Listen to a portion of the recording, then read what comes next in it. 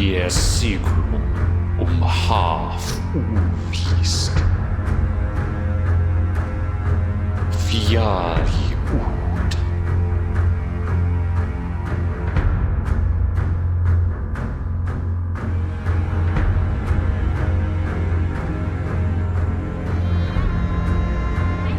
Gangandi til að morgun fundi, en som er hluti skulle uvíst vera. Fjær er gildrad. Istad vera en allt er fjær hovdom hod. Fjær skulle skæra vävnaden. Miklu räteligo Kongo varfarinna att stådva Ragnarok. Alldeles farliga vid. It är i ågolig, häfelig. Och i Vestribyggð. Nightmare at Vestribyggð.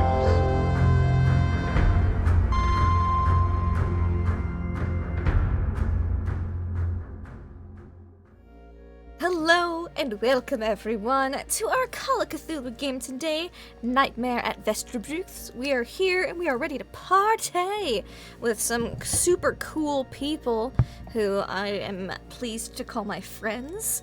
So we're gonna go around and say who we are and who we're playing, and we're gonna start off with my favorite what's the right word? Serial atrocity person? Someone who commits crimes against cereal on a daily basis. Hot Flakes Tom, how are you? I'm good, thank you. I'm really good. No cereal is safe. So, yeah, I can't wait for this episode because we're doing one of the most dangerous things ever you could possibly do in Call of Cthulhu, and that is read from a library. So, yeah, I'm sure a few heads are going to go pop today. Someone who loves it when their head goes pop. Doc Crimbo. You don't speak for me. You don't. You. But I'm yeah, saying the look on your course, face says otherwise. So. Yeah, it's fun to have a high intelligence score until you realize what kind of game you're in. But I'm excited to see what happens, and I still maintain, as I told that cast in the green room, that a great library could mean lots of things. Yeah. Like Good. not just big, but maybe it's just like all the books are really good. Could be. Maybe. Yeah. And who are you playing? Well, I'm not a nun, that's for sure, but I am playing Sister Mary Ubula, and she's right on the edge. She's right on the edge. Someone who loves living on the edge. It would be NotAPenguin. Do I love that? Is that true? I mean... We are pushing hard against these intros today. These segues are getting inspected. They've never been good, so I'm just, it is what it is. I'll be playing Bowden, our wonderful doctor who is nose deep in some books that totally aren't going to bite him in the ass. Yeah. Someone who is known to bite people in the ass. Allison. There we go. First of all, that was never proven. Okay. Yeah, sure. Allegedly. Slander. Alleged. Thank you. You're welcome. Allegedly. Uh-huh. But if I see a peach, Yeah. I feel peach. that. Yeah. Hello. I am playing Tanya Bjornsdotter. She is a mum of 6, now mum of 4, mum of the boat. Trying to make a bargain with the trickster god to keep her kids out of eternal suffering. And yeah, it's just generally, I guess, happy to be here, as happy as you can be in the giant library. And she's got a cool blue crystal eyepiece, which I found out last session because I'm a bad player and I didn't know this was the thing. I can read, even though I can't read. So I can read despite being illiterate, and I'm thinking everybody else can share in that fun, because the tax collectors are all very educated, very so refined, and the rest of us are like, that's a letter. I think that's a letter. Maybe. So yeah, Maybe. I'm gonna spread some insanity today. Someone who loves spreading insanity. HollowTale. I do. I love that. And I'm looking forward to it happening today a lot. And yeah, I am going to be playing Otto Ludvigsen, the sailor who cannot read and will not read. And yes, looking forward to today and seeing what absolute chaos you bring us. Yeah, don't worry, there'll be some picture books in the library for you. But someone who loves to bring the chaos, Susanna Grace. I don't know what you're talking about. My characters always make very calculated, calm decisions. Mm-hmm. There's no button pressing in when I play a character. Okay, it's very logical. And anyway, I don't know what the big deal is. It's just a library. It's just a book. What harm ever came from reading a book? That's a great line from the Mummy. Yeah, I know. I thought of it straight away. Then we were going to the library, and I was like, "Oh, the Mummy." But yeah, I'm playing Torvi, Volva, guest full-time Volva now, not apprentice, because our Volva exploded. She did. And yeah, we're gonna go and try and pledge ourselves to Shibari Athena. So I'm looking forward to that. Someone who's looking forward to Shibari Athena, Pope World Build. Hey everybody, Pope here, Pope World Build on the internet's over at Blue Sky and start playing games.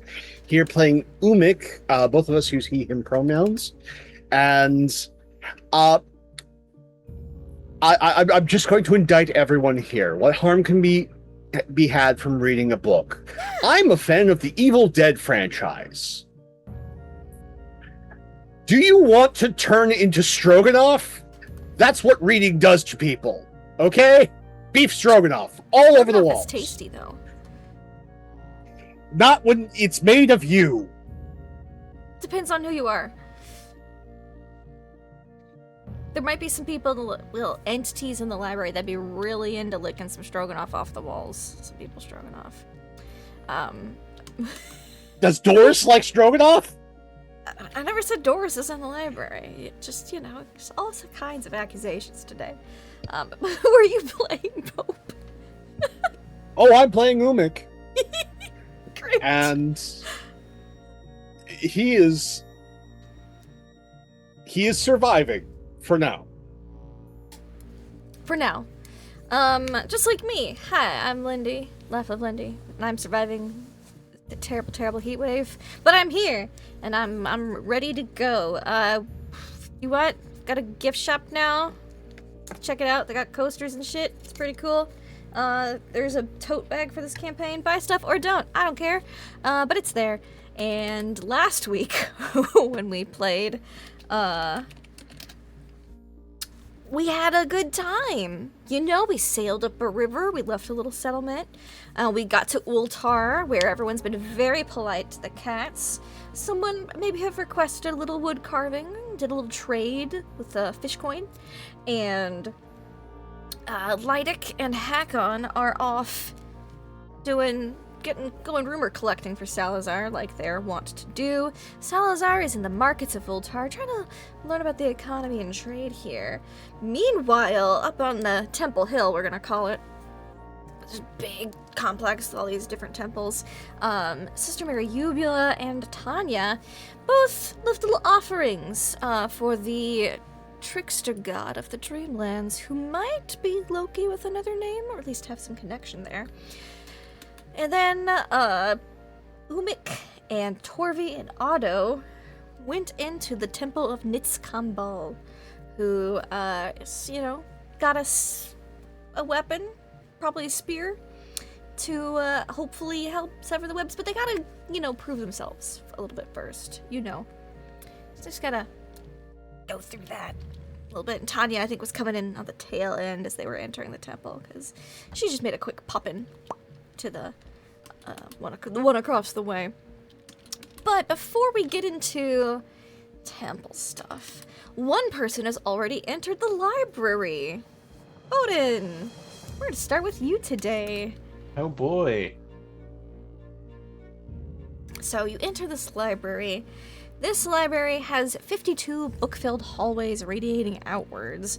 You open the door and you appear in, like, this central area, and you just see this huge circle with hallway after hallway after hallway radiating out from the center like spokes in a wheel.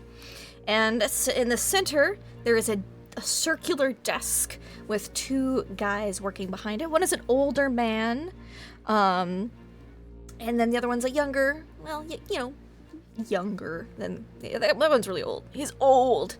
The other guy's like, you know, mid to late 30s, so younger, but not young by any stretch of the imagination. And they seem to be going through little index cards and all types of things. They seem to be the help desk. This is the information desk of the library. And you see not a lot of people moving around, but if you look down, you could see movement down some of the hallways. They are really long. You cannot see the ends of these hallways from where you're standing in the center of the library. It's big. Yeah, Ben's gonna do a quick look back at the door that he came through, because I'm pretty sure he said it's like a broom closet door. Yeah, he came through. It was it was like a little storage door. You look, and there are, say, 1, 2, 3, 4, 5, 6, 7, 8. 8 doors, just door frames standing in place. You're standing in front of one of them. They all look very different from each other. Do they have any identified marks on them?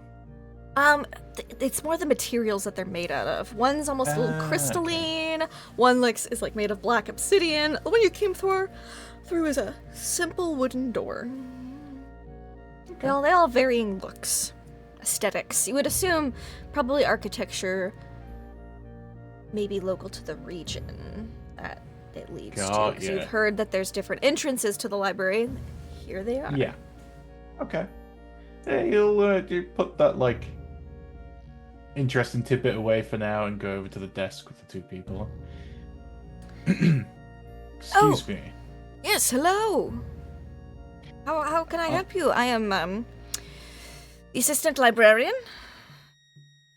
It's nice to meet you. I'm Bowden. I'm Nodar. The head librarian is Tukor, but he's rather busy at the moment, so I would be more than happy to help you. I was hoping you could point me in the right direction of books on dreamers. Oh, yes. Would you like there are many ways to search this library. Would you like an independent search, in which I just kind of point you in a hopefully right direction? There are many crossover topics sometimes. But we do have an index assistant if you would like to do a more refined search.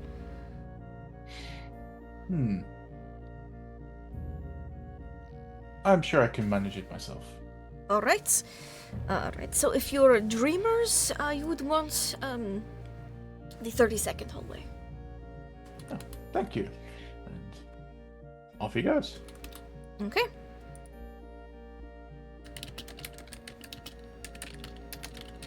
Okay. Just make a note of where you are. And you head down. And these bookshelves are massive. They've got big old slidey ladders that just extend down. And it is quiet in the library, but not eerily so. You hear movement, you hear books being flipped through on other aisles, and as you branch out, there's this main hallway, and they're all a little color coordinated. The one that you're on right now is like a kind of like a light blue, like a dreamy blue, kind of like carpeting, and you can see it branches out as you get down and further enough shelves to fill up the wedge that it occupies in this large circular library, it would seem. Okay. He takes a moment, taking in the atmosphere, kind of reminds him of home. Constantly sat amongst books and quietness. There's probably millions of books here you've never seen. Yeah, this many books in your life.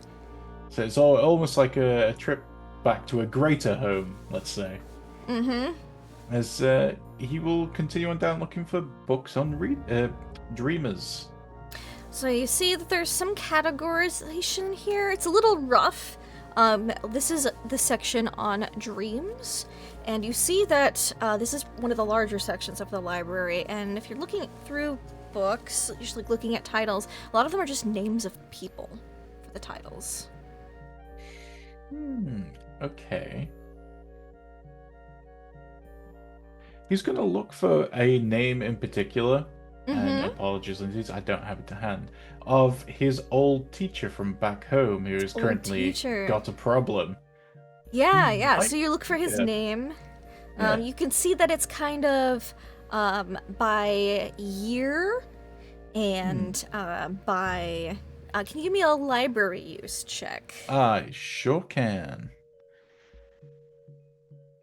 With a success, you are able to figure out this section's indexing system, for at least this part of it. It's by year, location, and then name. So you're like, okay, 1300s. Okay, it goes back quite a ways. The newer years are near the front, and the older years are further back in. Yeah. And you're like, okay, now I gotta find Europe. There's countries you've never even heard about in some of these indexes, but you find Norway. And you look through. This takes you some time, but you look through and you find your old mentor's name. He'll open it not so much to pry, but to see if there's like an entry beyond when he last saw him, because it means that something is happening. Like, he could be here, like he's being pulled into this place. Maybe his mentor has too. Okay, so you flip through this book, and this book, as you're not trying to pry, but you're looking for like when you last kind of saw it, because there's no dates in the book. They're not chaptered in any sort of way, but this appears to be records of every dream your mentor has ever had sleeping. Okay. And you flip through, and you get to the point where you see your name mentioned a couple times, and you're like, oh. So you appeared in a couple of dreams, just pretty mundane, day-to-day life kind of dreams. And then they stop. Right when he would have had his issue. Okay. And give me a luck check. Oh yeah, just to see if it's Bowden documented. has the most luck in the world. 95. Seems to be an entry after that, but it's really bleary and like almost like the ink has run on the page with water. It's hard to read. Okay. Takes a minute to reconcile that. He doesn't know whether that's a good thing or bad thing. It just kind of reconfirms what he already knows. I'll put the book back before looking on more books on more dreamers and what they do and what they can do. Sure. So you have to leave the section on dreams, and it'll take you some time to... Yeah. Because you already spent probably a couple hours looking for this information. So we'll leave you there, and we'll pivot outside to the temple. Hey guys, you're in the temple of Nitskambal.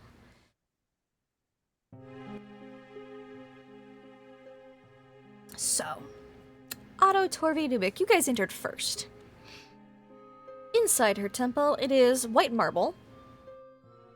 You can see some cracks through it in certain parts.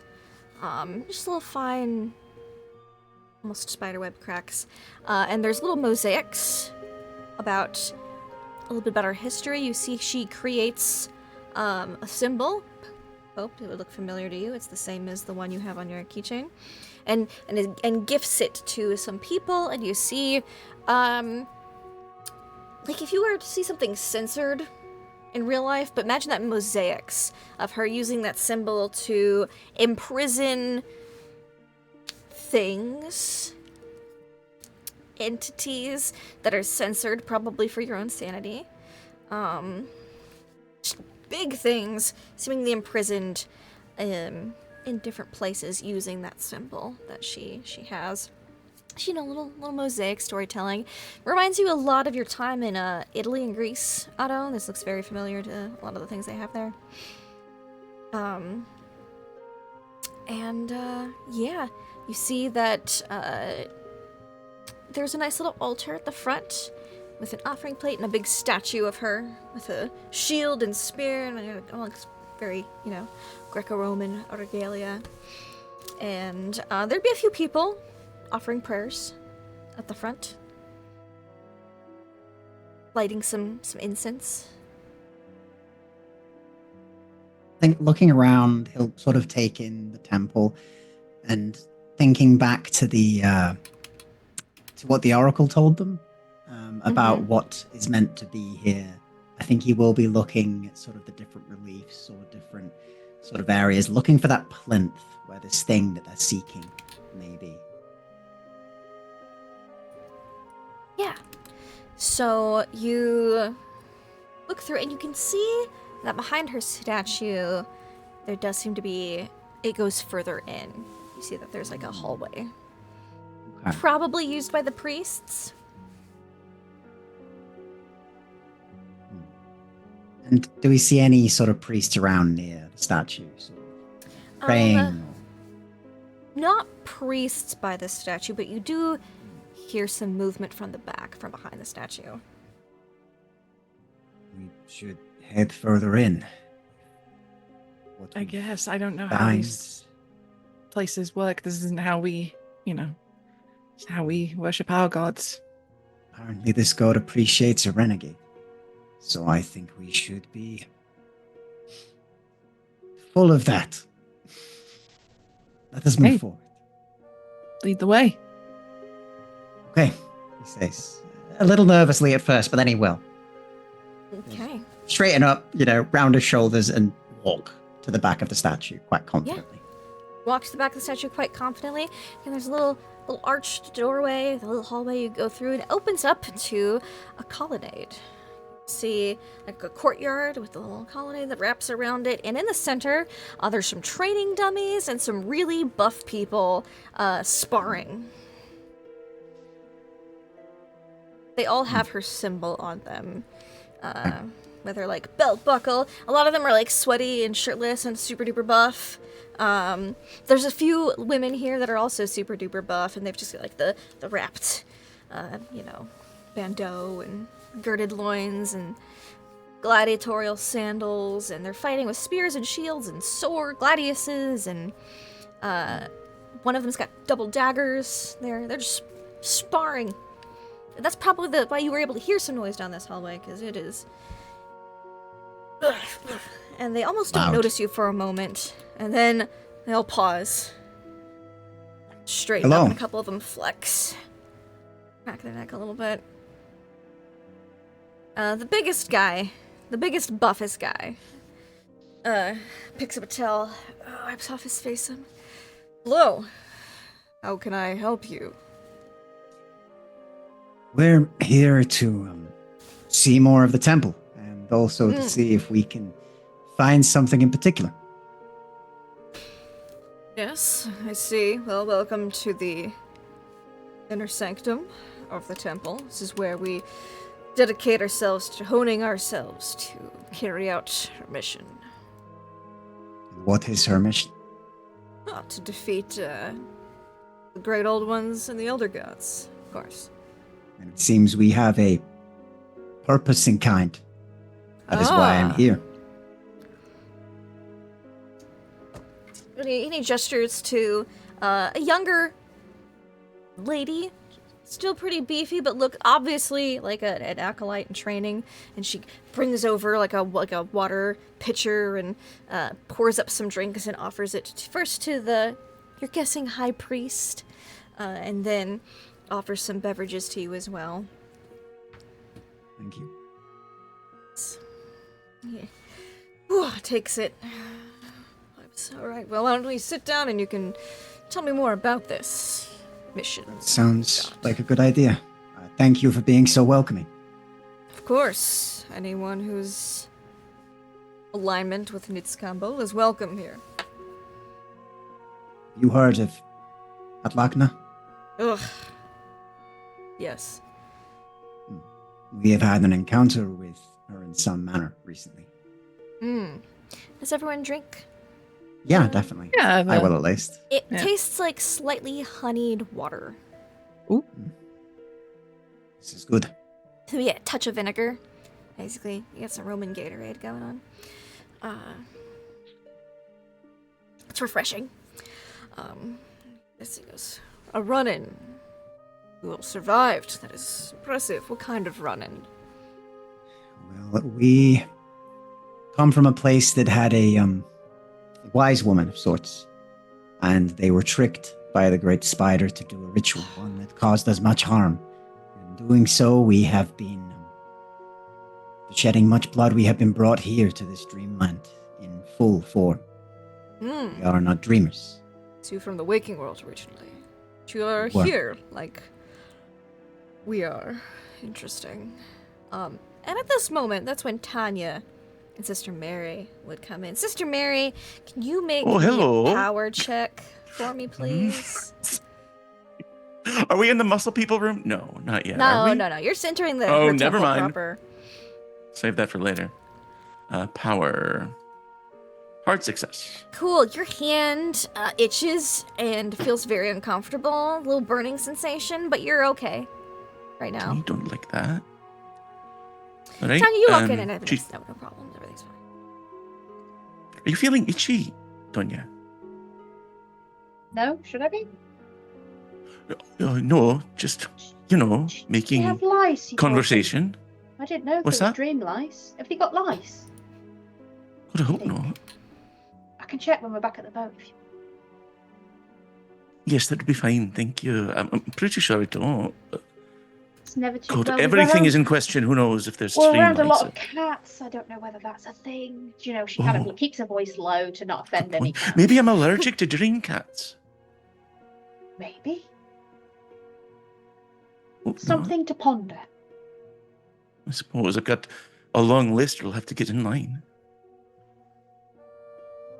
Tanya kind of keeps her ear out to see if she can hear the dulcet tones of the rest of her group. Of the dulcet tones, And give me a Sister wisdom Mary's just check. following Tanya. And I'll give you a bonus Uh, die because they are talking quite loudly. It's not the end of the world if I don't get it. Can I make one as well? Yes, if we're both absolutely. listening. Sure. Oof. Tanya, you're good. I'm distracted by the burning and the Oh, very dream good. lights. That's they're in the there's a room further back in and they're talking with somebody back there. Well, what she's gonna do is Enter she is behind going. the statue. Yeah, she's gonna go up to the offering plate first. Mm-hmm. Because you're in somebody's house, you bring a gift. Mm-hmm. And knowing how important this is to the group, she's gonna bring out the beautiful silver mermaid statue that she made. Okay. Yes. And she's gonna just gently sort of like touch the cheek of it, like quite fondly for a minute, and then place it down in the offering. All right. bowl. Excellent. And then look to Sister Mary. They're just round there. Oh, we're sneaking around the back, aren't we? All right. Sort of likes that idea. So should we go? I think so, yeah. All right. And she looks at the offering and looks up at Shabari Athena and says, I'm with her. And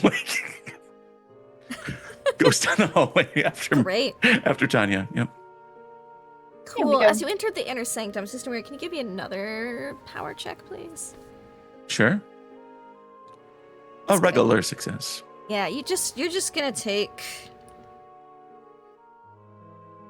1 damage. HP damage? Yeah. Got it. Okay. Oh god, it's burning. Yeah, it's pretty hot. Maybe you are Mhm. allergic. All right. I told Torvi about this, but and she's going to show Tanya the mark Uh-huh. It is. because she doesn't it know looks- that Tanya knows that Torvi. Yeah, No, you spoke get the these. mark Yeah. normally, and the difference now is that like when you get a cut and it's infected, you've got that red ring around it. It's kind of got that redness around it. That wasn't there. Slight irritation. Let's go. Yeah. Am I close enough to see the room full of muscle people? You sure are. I'm halfway down that hallway and I'm like, probably get worse the further I go. But Maybe you should not. Oh. Please cover that up. Please cover that up. You should cover that up. Absolutely, please. well, yeah, I'm gonna cover it up, but it hurts. Well, maybe. And Not that I want to stop. You seem very intent on going over there, so I'm not going to get in the way of that. appreciate your vigor. But, you know, if that's bothering you, maybe you should ask the goddess to do something about it. Oh, all right. You said you were she's with gonna me, go back. so maybe, Yep. you know. Go back to Shibari Athena. I'll see you in there. All right. Hello, it's me, Mary Ubula from earlier. Do I? So I'm trying to think. Like, do I have anything permanent with me? Because she would trick the trickster god. Yeah, You know, I don't think you do have anything. I don't think you do. physical with you. I don't have anything that will last here. Oh, wait. Do you like fish? Like, puts like a dried fish in there. I've been marked against my will, and she's like trying to keep her voice down. Mm-hmm. And is there anyone around? Is there anyone who might overhear There's like her? there were 3 people, now there's just 2 people, but they seem to be deep in prayer and are seem kind of unaware of you. I didn't want to be marked with this, but I got it from some spider bitch, and I don't know how to get rid of it. And everything's awful, and fucking Infanta's losing her mind. I don't know what to do. And so I could use some help. I don't know if you can use the offering that Tanya gave and sort of like, if it can carry over to me or something. But I'm just a dreamer, and so what am I doing? Talking to a statue. All right. Give me a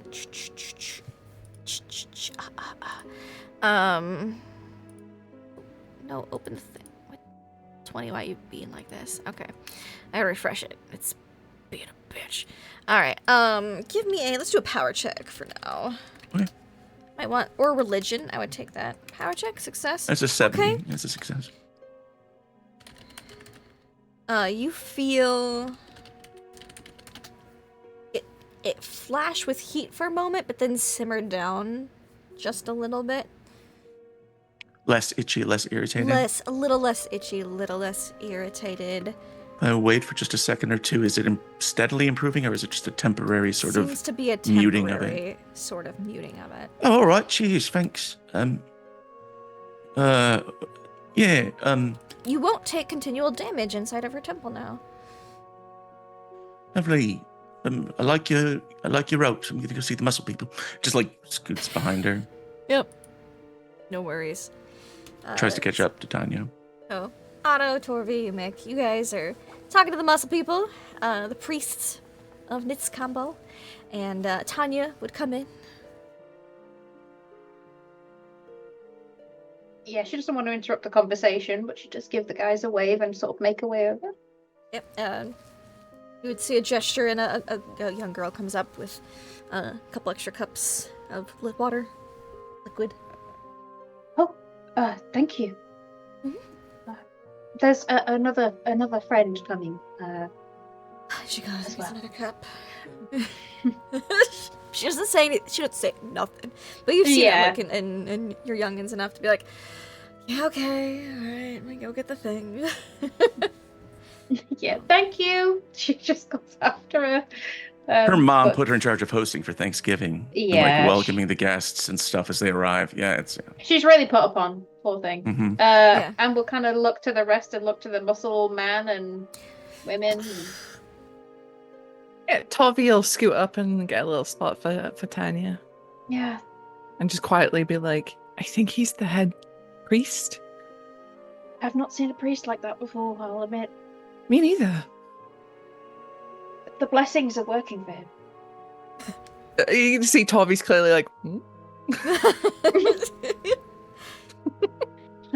She kind of eyes Otto like, is Otto comparable in build at all to these people, or because he is strong? Yeah, let me look at Otto. Here we go. Let me look at your stats. 80 strength. Praise. Yeah. Otto is 70 con, 80 strength, 75 size. Comparable. Yeah. Comparable. I'd say Okay. the priest has a little bit more because he's got some blessings going on, but Otto is like some of the other priests in here. The high priest is just a little bit more. So Otto's nutty, the priest is juicing. Okay, good to know. Yeah. Yeah. Basically. Yeah. He's got a few scars across him and stuff. He looks like he's seen some stuff. So, Strickton, what are you here to do about it?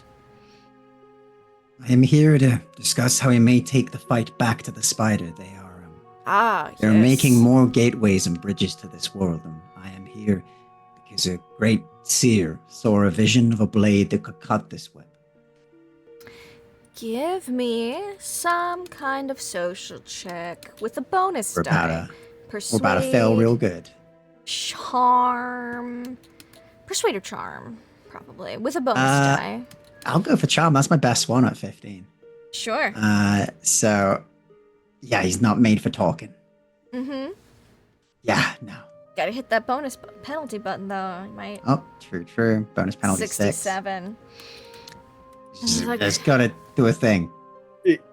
If I may, Please. You also you seem have- pretty built and buff. He respects you. yeah.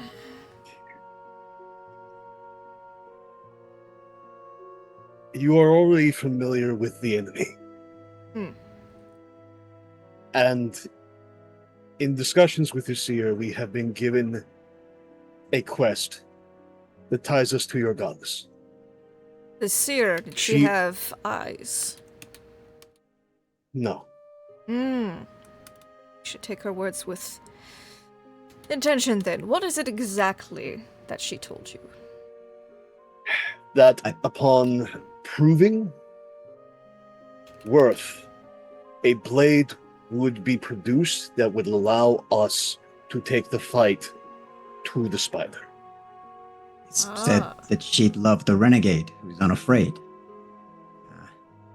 fight one of the great old ones, which... That she does. So it seems as if the seer told you to seek out our trial. Indeed. We do have fragments of her spear here. Those would be able to cut these webs, I believe. He looks at you up and down. Only one of you wish to take this trial. More of you may, if you wish. Imagine the more the better. Only those who must take the succeed. trial may be able to wield spear. Tanya just put her hand up. Yes. I have no interest in undertaking the trial, but I might be able to. Is providing a certain vigor to my companions allowed? If you are assisting them in their quest, then I will allow it. Thank you. That's all I needed to know. Excellent drink, by the way. Thank you. If I may ask, what is the trial? What is it? Is it a physical trial, mental, spiritual? It is a All of physical them? trial. Well, there's a mental and spiritual aspect to anything physical. And it like flexes, you know. Basically, it would be a trial of, I'd say priesthood, but you wouldn't be, have to become a priest. It would just mean your eligibility to become a priest. And that would mean facing me in a duel. Very well. Prove that you're competent enough to handle her spear. It shall be bestowed. Very well. I am Right. willing. You are willing? Anyone else? Just in And that's case when you fall. Sister Mary Ubula would come in. Just hear anyone Oh, else. jackpot! I don't know anyone called Jack, Sister Mary. Sorry, Jackpot. Did you say someone you know?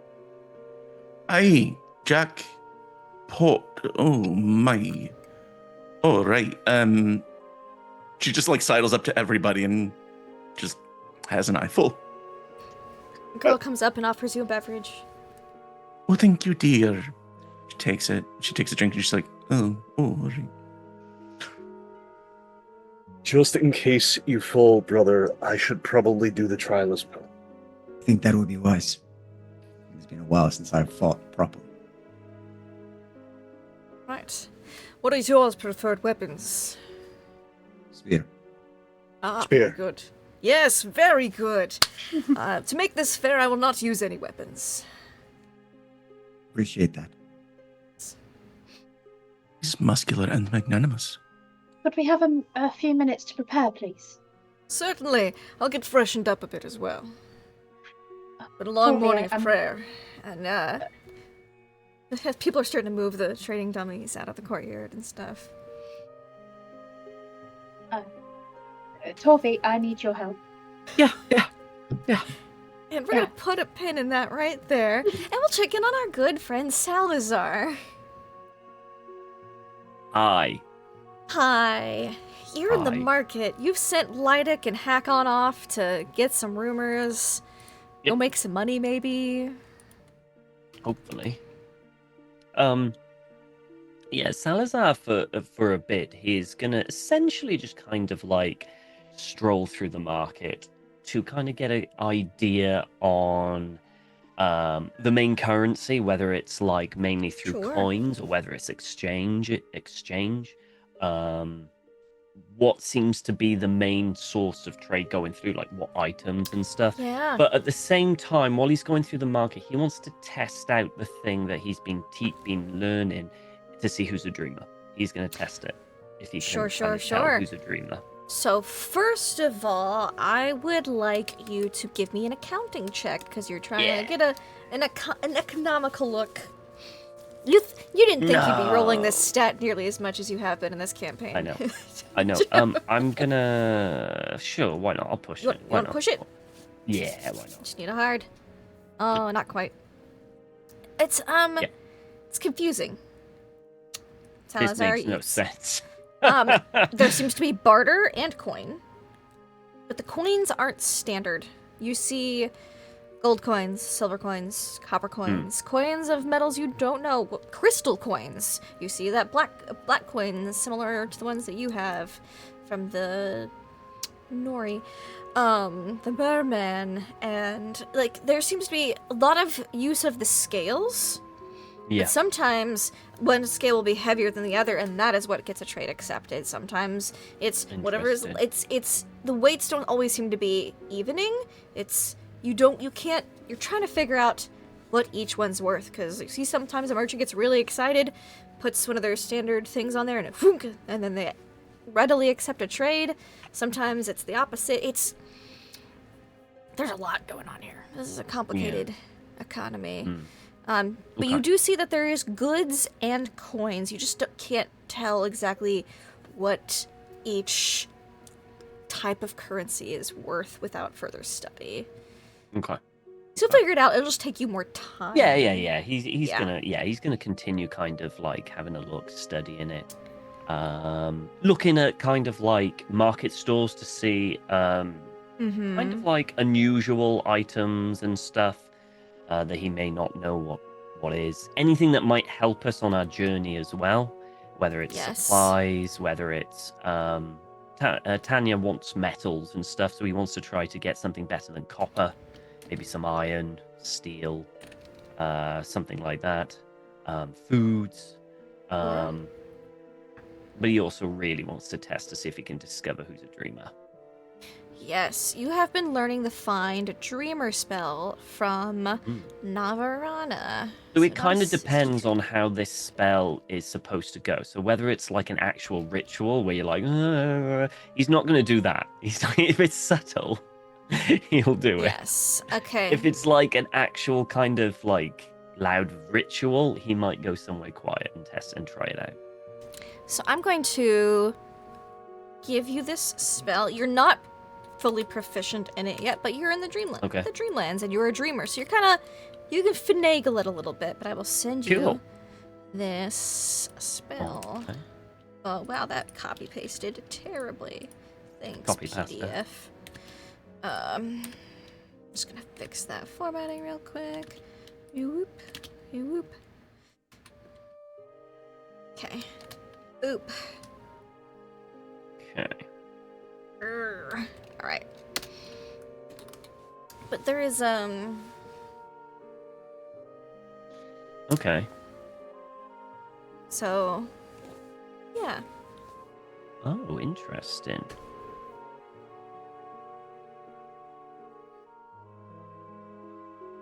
Sorry, I'm just reading how it Yes. works. I will say Navarana told you a variant that was basically determine dreamer. It's still very similar to this, but it's more of a is anyone a dreamer, but it's very similar. Basically, instead of pinpointing, it can pinpoint a dreamer in the area. This one is like the hyper-specific. You haven't learned the hyper-specific one yet. That will take more study time, because these spells take time to learn. Of course. Yeah, but he just wants to you could do gauge the who's a dreamer. gauge. So you'd need a bowl of water and a needle. Easy. He'll purchase or grab whatever he can. I mean, I imagine it's With what pretty kind of easy to money? grab What those. kind of money are you using to purchase? He'll use dream. Dream He'll use currency? dream. He's been dreaming every time he's on the ship. He's been dreaming up coins. Literally every time he's been trying to dream up as much coinage Okay. as possible. Okay. So you've got some so I dream currency. imagine Give he's me a got a bit. dreaming check. I just want to see how. See how successful he was. Yes.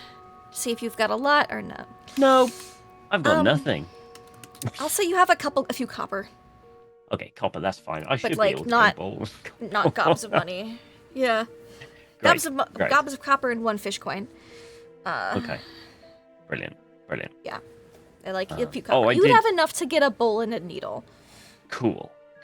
I will do that. And then There's if a really need be, nice, I'll put... lovely carved wooden bowl with little cats engraved on the outside. Okay. It's an So Ultar I'll get specialty. A lot of that. cat motifs on their crafts. Okay. So I'll get that and a needle and then try this out. See if I can Yeah. locate any dreamer. So, you kind of just sit in like the square, little central area of the market, and set a bowl with a needle in it, just chilling, playing it cool, and give me a power check. I just want to see how Okay. broad your range is. Well, if I could roll below 90, would be really Okay. good. Take away one magic point. All right. This one won't cost any sanity, but Thank goodness for that. it's you're trying and you see the needle spins a little bit and then points towards the temple before sinking into the water. I know the others have gone to the temple, don't You do. they? Oh, and there'd also be like a little weak point to where you saw Hakon and Lydic head off towards. Yeah. Yeah. Okay. All right. So that's told me that, or at least in his mind, that there are no dreamers currently around. Okay. No problem. Unfortunately, he now has a problem that he can't buy anything. He's got no money. It's been hard. You're just so used to your currency that this dream. You've only Yeah. seen a couple examples of it. Most of the copper He's not coins that willing Tanya to has. use real currency until they are pretty much getting on the boat Yeah. and moving away. So he's not that dumb. So, You don't want to be arrested in Ultar? That's crazy. nah, not really. Okay, fine. I mean, after he's had a little browse around the Yeah. market and stuff, I think he'll probably head to the temples to have a look with everyone else. Sure. Again, you see all these different little doorways to different ones. A couple statues are more covered up. There's one statue in particular that anytime someone looks underneath it, they like convulse for a second and they look really shaken and like they've lost a bunch of sanity. That's one Yeah, of them. don't Yeah. But you do see one towards who you know they were looking for, and it's combo. There's one over there. Okay, he'll head to that then. Okay. There's also, if you ask about the library at all, they would point you towards a smaller door. That seems to looks like it leads to storage. Okay. He'll go to the temple first. I mean, he can read, but Salazar isn't a bookworm. He can read That's fair. accountings and stuff, but he's not interested. Sure. So he's going to go to the temple to see what's going on in Go here. to the temple. Tanya and Torvi. Actually, no. We're gonna go back to Bowden. Bowden, you're looking for information on dreamers now. Sure am. Give me another library use check, please. Sure thing. Ooh. Sections are quite confusing. You could spend luck, you could push it, or it'll just take you a lot longer.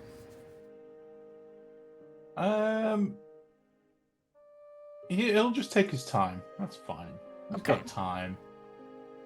So, it's confusing, these sections. Because there's so many books on actual people's dreams.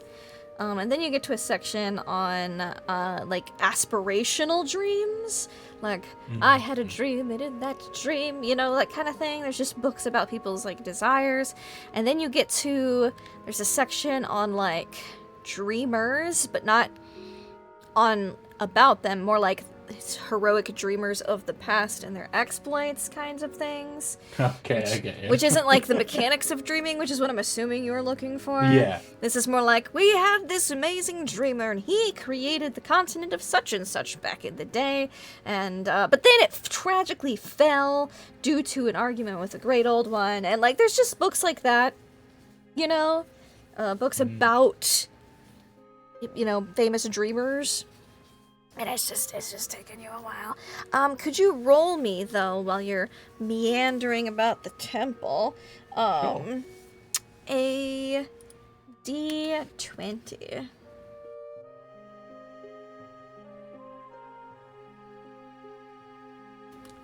A 1. A 1! Oh, that's fun. Okay, you roll a 1. Do. And you... Ooh, that's a good one.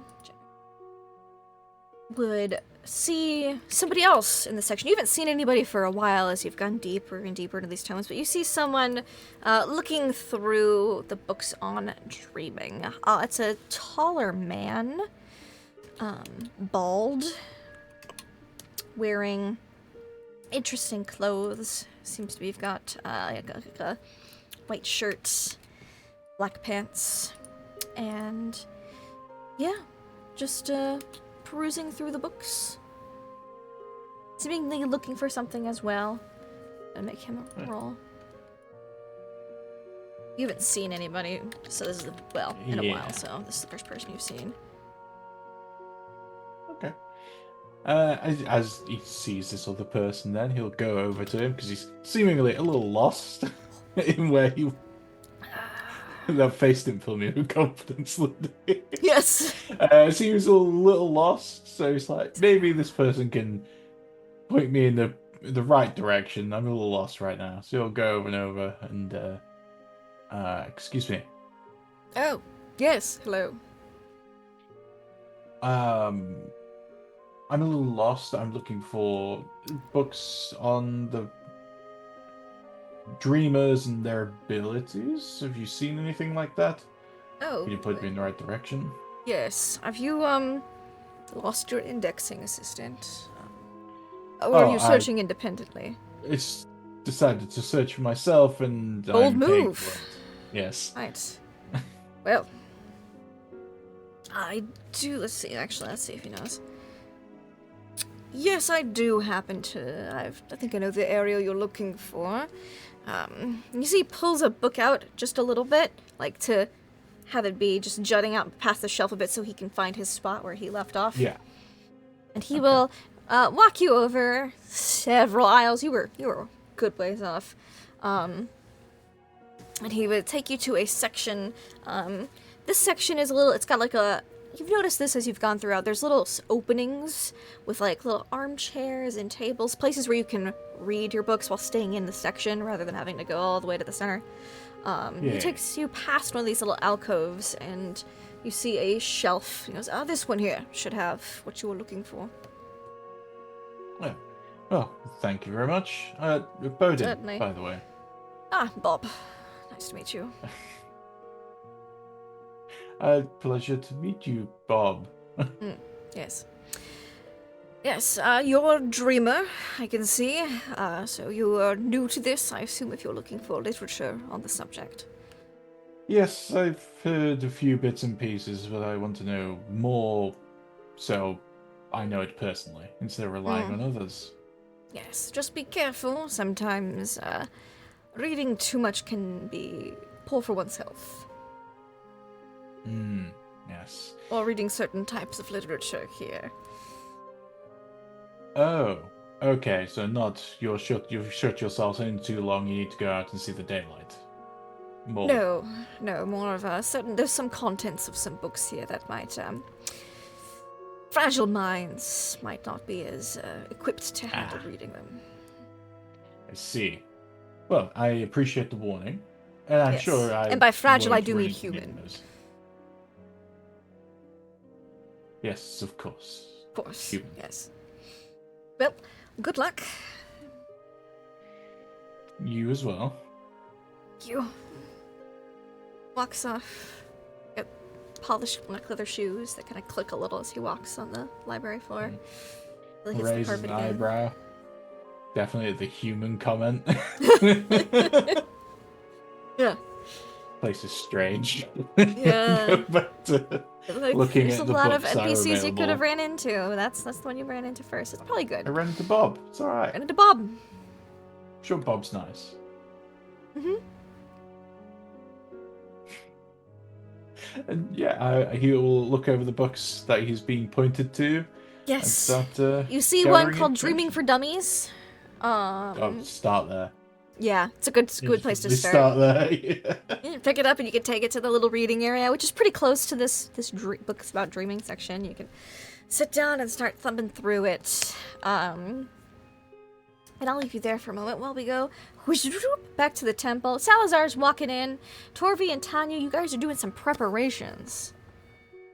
I'm following Torvi and Tanya, not hiding, but I'm eavesdropping because I want to know how to do magic. Great. Do we know that Sister Mary is following? I'm not hiding. Yeah. She just sort of falls into step as if we're all going somewhere and intentionally we're all together. Yeah. Was it we're all going? You're more than welcome to join, Sister Mary. Oh no, I couldn't impose on you. Well, it's Not not imposition. imposing. But if you insist, it's fine. We do insist. I am curious. I'm sure you're not surprised where I come from. It's not exactly common, or at least approved of, which you may not know actually, because Greenland. But anyway, the church is like, oh no magic, and so I would like to learn more. Well, the subject of the holy book was indeed blessed by many feats. He could walk on water. He could transform. Oh, aye. Water into but wine. There's basically only like a handful of folks who could do shit like that, do things like that. No, but There, it was rare, but they didn't give you instructions or anything like that. Oh, now we've got a lot of fish. Great, but how'd you do it? in thinking about it, actually, It would have been more useful, he's- teach a man to fish, give a people a bunch of fish, or teach a man to make a bunch of fish. The third one's the best, clearly. he actually sounds like a dreamer. Yeah. Now that I said it out loud. I wonder. Regardless, the kind of blessings, she says, like eyeing Torvi like that was the right word, Close does enough. best in 3s or 4s. 3 is nice and stable, and 4 incorporates hopefully all elements. Aye, well, Trinity, Yes, is the magic number. yes. So if you would like to join us, Well, thank you. I would. um, Now there's 3 of us. Look at us. Oh, great. and she'll turn to Torvi. How would we like to do this? Would you like to bless Otto? I'll be leading. I have the blessing of the body, and I would like to empower him, but I think we should give Umi a good chance as well. Yeah. We do this for both of them? Yeah, Split both the of them. power? I'm not familiar with the 2. Is Umik... Does he need less help? Which one's has the better chance, I'm supposing, without Well, My brother Help the- Umik, help. he was our town guard. He was basically the lone martial right, man that's in good. the town. So he's a trained fighter. I'm not sure about Otto. He did say he's fought before, but I don't really know much about him. just to put it out there, perhaps we shouldn't be buffing up the one with less of a chance. Perhaps we should just be giving it to Umik because it makes him more likely to succeed. And tell Otto to go take a nap or something. I think would that would like be pretty bad luck, considering he's my husband. Oh, he's your husband. I don't know if I put that together. That's wonderful. It's a new thing. Still getting used to it. Oh, aye, the honeyed moon phase. Yeah. How's it Mainly going? just moon for us. Have you had time to, how's he? No, I'll ask that later. We'll have a You see, girls' night. I think. Girls' you see, like, night. Toby blush a little bit, like She'll give you a nudge. Oh, sorry. Back to the matter at hand. I see what point you're raising, but Umi and Otto, they both raised a good point earlier that if one of them falls, no one will be available to wield the spear. So they both need to really For succeed. backup. Yes. I wonder if Lydic would have been good for a third. Well, Do we there's even no know where he reason is? why when he comes he can't try. It just Well, there's a it few might- reasons. it- It's kind of. if they both fail, I can try. do you I want guess you could. I have some could. training. And if you allow us to Clearly. have a couple of days to recover, I'm sure we can give you blessings as well, Torby. Well, hopefully we won't need it. The boys have got it. Hopefully. But I think you should give it a go anyway, you know. I think you should just do it to make a statement. You know, there doesn't have to be boys. I don't want my teeth kicked in, you know? Like this. No, I have wouldn't want you that seen the either. You size have of nice him? teeth. I'd grow them back. It's all right. You can grow teeth back. We're in I've the got one Greenlands. here. And she that I lost. But maybe later. I'm sure I can do something cosmetic at least. That's the only thing I need. Well, the scars, but it's all right. Sorry, I'm feeling a little distracted, overwhelmed. Let's get back to this. I agree. It would be good to have Otto as a backup, and so maybe to give him a better chance. So what Tanya would like to do is basically set up an empowerment sort of ritual, a circle of Yes. sorts, and basically using Torvi's sister Meriubula and herself. Tanya's going to be leading it, but drawing on the magic points, I hope, of the others to make this easier on everybody, if they're willing. And to basically bless and imbue them with a better body. So, Yes. depending on how we want to do this, I don't know what kind of limitations there are. Oh, Good I've got GM. something for you. Let me get here. Let me get your body. So let me find some body spells. Mind. Body. Okay. Do. Let's get you. There's one that enhances some physicality. Let me find that. It will be a power check to see to what degree you can do. Let's see. No, you're not trying to remove his hair. Cause a disability. You're doing the opposite. All right. There's just a lot, of things. Okay. So let's say that there is. You can enhance his strength or make him more durable, withstand injury. I think in this battle, it's probably more going to come down to withstanding and proving rather than being able to overpower. Besides, yeah, I think having a few more hit points is worth more than having a +5 in strength, because it's overall not going to do that much for you. We saw that swole priest. We did. Oh boy, did we. Oh, So I got an eyeful. Okay. yeah, I think kind of a warding, a sort of a hardening of the flesh, no pun intended, a sort of protective layer would work just fine.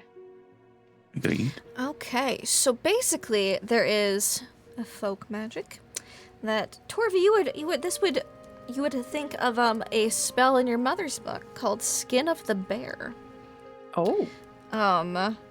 And you can kind of use that. You don't know the spell, but you can use those thoughts to assist Tanya in her realm of Satyr, which is body, which this would be in. So you're not actually going to change into a bear, which is what Skin of the Bear does sometimes, but it will provide with some armor. Nice. Which is good. So, basically it'll give Otto 4 points of armor. Can we do it for both of them? Yes, you can do it for both of them. Depending on how good you roll. It'll depend how good it is, but yes, you should be able to. You might even get a little extra if you roll really, really good. So, take your time. You set it all up. And can I have a power check with a bonus die because of Torvi's help? That is 30. Yep. That is a hard success. Very, very good. 3. Okay. So, with a 30, that is a hard success. You were definitely able to get both of them, and they will both gain 4 points of armor. Can you roll me 1d10, please? For the next 17 minutes. Nice. Time to fight. Before the boys go in, Torvi wants to do one other little. It's not mechanical. It's of just course. religious. Yes, please. She's gonna go up. She'll slice her thumb on her little dagger that she has with her, and she'll smear a bit of blood across the forehead of each of them and say, "The cunning of the sly one." And then she'll bring her thumb down over one of their eyes, "The sight of the All-Father." And then she'll bring her thumb down to their arm, like to the dominant hand. Mm-hmm. The strength of Thor. Good luck. And she'll You see give Mary, Otto's you hand see a little Mary extra blush squeeze. for the first time ever watching this. I think he'll squeeze back because despite himself, he is quite nervous here. Not fought in a while. Not a You huge. got this. Thank you. I'll do my best to make you proud. And Torvi, she'll like squeeze again and then just like let go and step back because she doesn't want to interfere with the ceremony or anything like that. Obviously. Looked at Umik and just sort of nod to him. Let's see what we can do. Nods back, but he's going to say, as you said, renegade. This is not necessarily a fight that requires honor. Take cues from the priest. Of course. Of course. Kick him in the nuts. 7 times. Aye. Okay. Don't lose. She just says to both of them. Remember, eyes, insole, groin. Just gives her like a bunch of self-defense tips on like weak points on male bodies. Mm-hmm. Armpits. They're trying to impress a goddess. Is she going to be happy about dirtier tactics? Well, I suppose winning Renegades. everything. Renegades. Renegades. Slyness. Of course. Fair enough. Remind me not to get on your bad side, Sister Mary. Salazar, Oh, you I come in wouldn't when harm you, sweetheart. Torvi is smearing blood on their foreheads and saying some culty stuff. Some pagan stuff. That's when Salazar comes in. But yeah. That's when Salazar shows up. You see that the high priest has, had like some water, like rinsed off, who's been, cleansed, and then a couple of junior priests come up and like coat him in oil, so he's like glistening, He does some good stretching, limbers up. What have I arrived for? Just, local customs. Right. Otto and Ulrich, Pagan nonsense, clearly. We're providing blessings. They're about to fight for the favor of the goddess. Don't you feel blessed, Salazar? I do. No. Are you much of a fighter, sir? A fighter? Oh, heavens, no. I pay people to do that. Mary's trying hard not to laugh at this suggestion. And where is Wydick? Oh, he's finding information for me. What about Hakon? Same. And by that I mean they're getting drunk at the local establishment. Hakon would be another good one. Yes. Thick of muscle and head. So, what? Umik and Otto is going to fight him? Yes. Okay. And if they win, Dead. there's some sort of... I don't think so, no. It's part of Oh the no, is it to plan the death? I don't think so. Oh, You don't good. think so? It's a pretty good... I think it's pretty important to determine whether it's to the death or not. He said he was just a duel, not to the death. It's It was more a of a trial. test, a trial. It's like a spot. Right. About making I see. a spectacle and impressing the goddess and I suppose we'll Killing know each other. in a moment. well, I hope they Well, start I- soon, right? There's some... I assume you know the physical capabilities of your comrades. How much of a chance do they have? Umik has kept our village as safe as he can, almost on his own for 2 Mhm. decades. I have the utmost faith in him. And You together, me and protected it Umik from killed a what? bear. A polar Killed bear. a bear? Oh. Yes, it's in the home, isn't it? Should still be. Oh, the I remember rug! seeing a polar bear skin rug. Yeah. Yes, I remember. The white bear! I'm pretty sure I'm lying on it at this present moment. Oh. Oh, I'm sorry. I'm sorry, it's going to smell like money. Improved. There's worse things. It's very warm, so Yeah, it's nice. We should talk about how you're finding the village after this. okay. Very well. So I'm Ten. assuming they fight. What do we get if we win? Fragments of the spear of the goddess, which is enough to cut the webs that Atlach-Nacha has called down. Oh, that's very good, I think. I assume. Yes. Oh, very well. It's a good I hope they payoff. succeed then. It seems to be the only way we've Yes. got so far to stop that terrible spider god from destroying both worlds. So I take any little stick nearby, and I want to dream to create a tiny little flag that says Umik and Otto on it, and wave it around. Absolutely. Yeah. Give me a dreaming check. Sure. No, it's an You 87. think about it, and it's just not happening. It's your hand. It's still distracting. says It's still Otmic. really warm. Yeah, it's still really warm, and it's hard to Ow. think about it. It's Not alright, to but they be- don't need that. Not to be negative, but what if they lose? then we have to try again, or get your muscle men to give it a good shot. And if they can't do it, then it's up to you. And Torvi, she says, just like looking at Well, Torvi. Torvi first, obviously. She I could think wipe the Torvi floor would with have Salazar. A much better chance than me. Tolvi's reaching into like her little bag that she's got in her pocket, and she's holding her little Thor figurine, and she's rubbing that cut thumb over it, so it's like smearing blood on it. But she she laughs as she hears that little joke.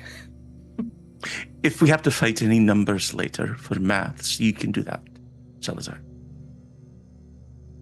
Thank you. Let me get this. I've got a little flow chart for people that might help with combat, because I know you guys haven't done a lot of it. So, I'll put it in our Discord. I try to avoid combat in Call of Cthulhu. Yeah. I mean, for good reason. For very good reason. One-shotting is very, very possible. Good news is, this isn't a fight to the death. That's good. Probably. Handy news. So. Whoop.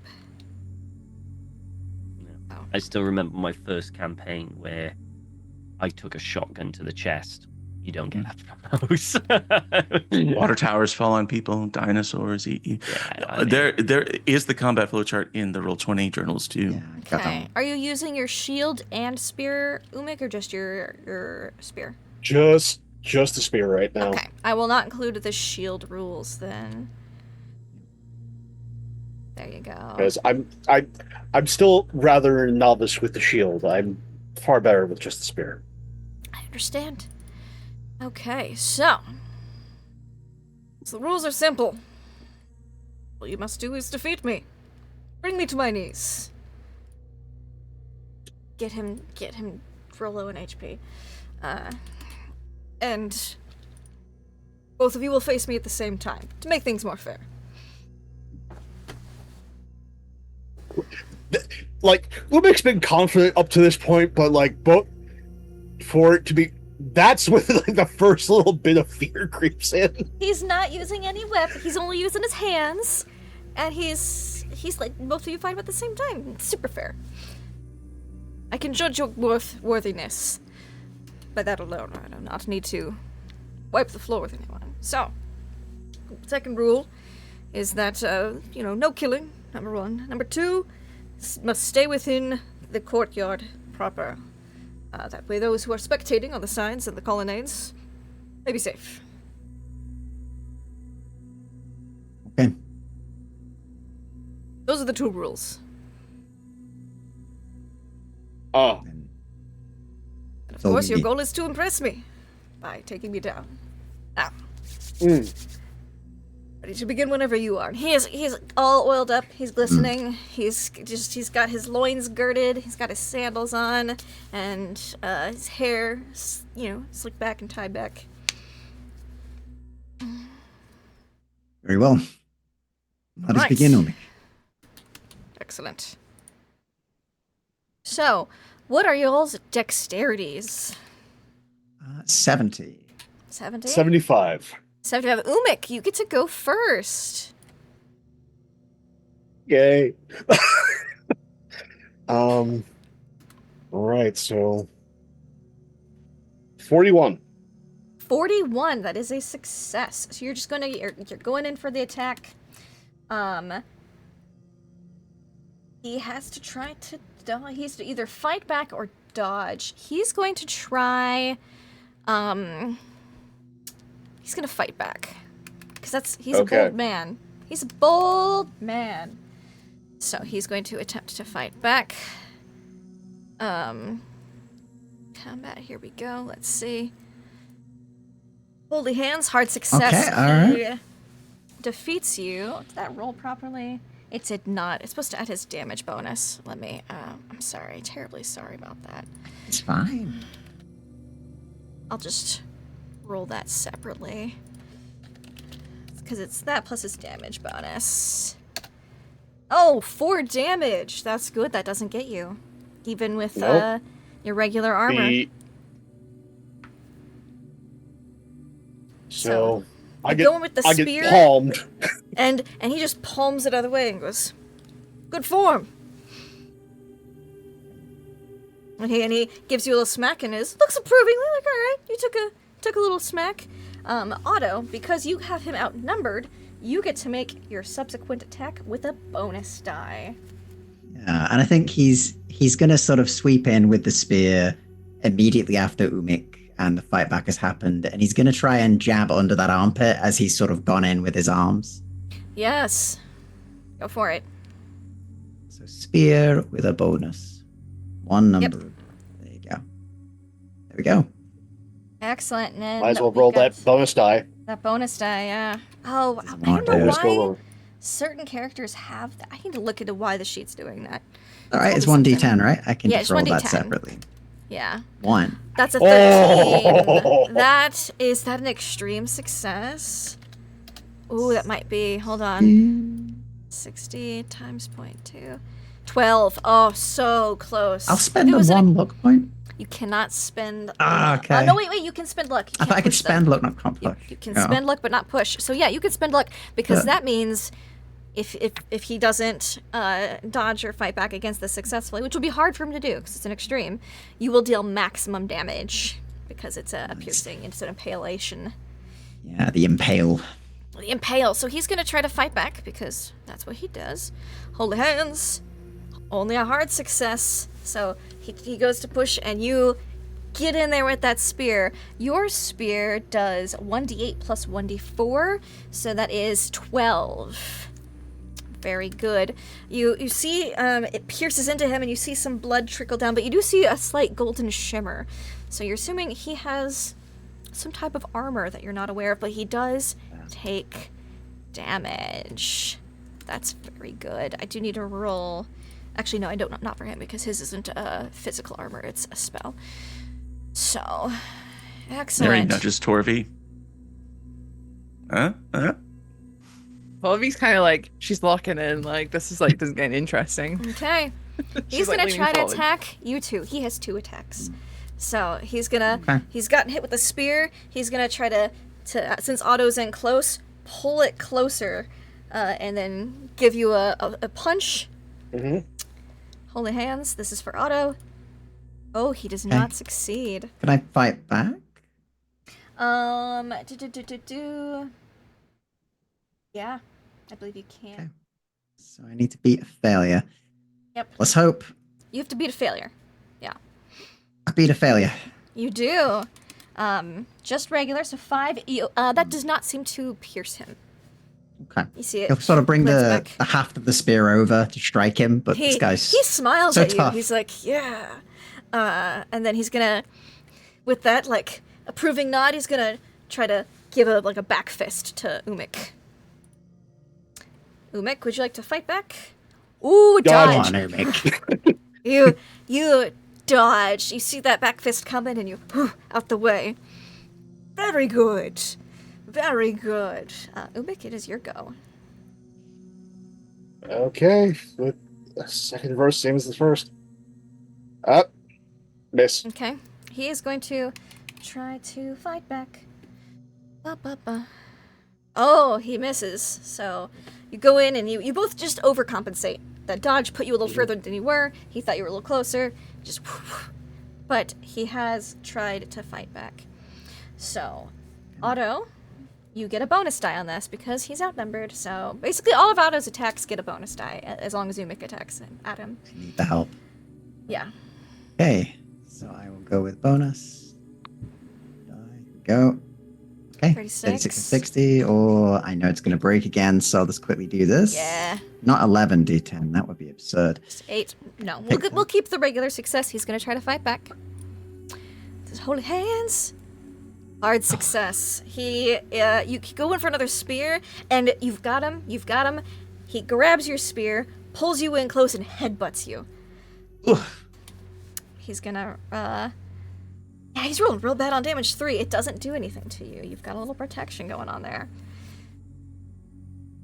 Very nice. So, Yeah. Got a hard head, old man. Thank you. And now he's going to try to attack you. Both of you. Right. Another little... It's his This attack time- phase. It is his attack phase. It's his attack phase! He headbutted you, but now he's gonna try, No, he's not gonna do maneuvers. He's just here to see how much damage you can. He's gonna try to, give you a nice uppercut. Since he headbutted you and your head's down, he's gonna try to... Success. Would you like to dodge or fight back, Otto? I'll keep fighting back. I'm gonna renegade this. Okay. Fight back. Ooh! Come on! That's really good. That's really good. Oh, look at that extreme damage. That's excellent. Da da da. Little flare. And where do you stab him with your spear? Where do you get him? I think as he's sort of been grabbed and headbutted, as he's on the return, I think he's gonna sort of bring the spear around and just strike sort of the back of his knee with as much strength as he can. He's got an injury. He needs to bring him to his knee. He does. And he takes it, and with 20 minus... Oh, it's so close. He's still up, but not by much. Okay. Dude has All right. a lot of HP and good armor. So, Hold on. otherwise he wouldn't He be a makes his challenge. second. Sure, He's- sure. Fair. He's gonna try to hit Umik again. Oh, he misses. The knee. He just. I am going to attempt to fight back. Please do. As extreme. Ooh! Let's go. And with that I extreme go to the damage, other knee. Yes, and with both of your spears in the backs of his knees, he is literally brought to his knees. He coughs up some blood and he looks up at you both with a great big grin, blood covering his teeth, coming out. And he's like, "Well done." And you see he grabs onto a symbol around his neck, and raises his hand, and you get applause from the acolytes. And as he does, you see his wounds start to close up a little bit. I think Otto will offer him a hand to help him up as well. He clasps it. I do need to have him make a power check for me. Whoop. Okay, yeah, he's good. He casts. He successfully casts, and he heals. They're not completely closed, but he's not, negative hit points on death's door. He's good. He's comes up. And a couple acolytes come over and dab at him a little bit. You've proven yourselves worthy. Very good. Very good. Excellent. You guys got some really good extreme successes there, y'all. It's alright. I will take you to where we keep some shards of her spear. Yes, I'm good. Someone else tries to do a casting on him. If you need a rest first, we can certainly have a drink. Quite tired after that. With another cast of another priest on him, he seems to be fully healed.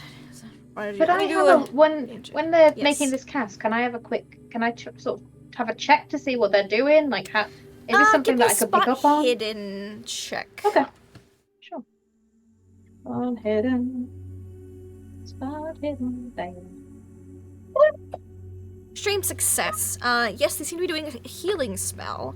Mm-hmm. They seem to touch him and just murmur a short phrase or chant.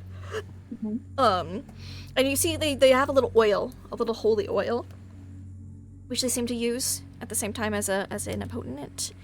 And the flesh knits together.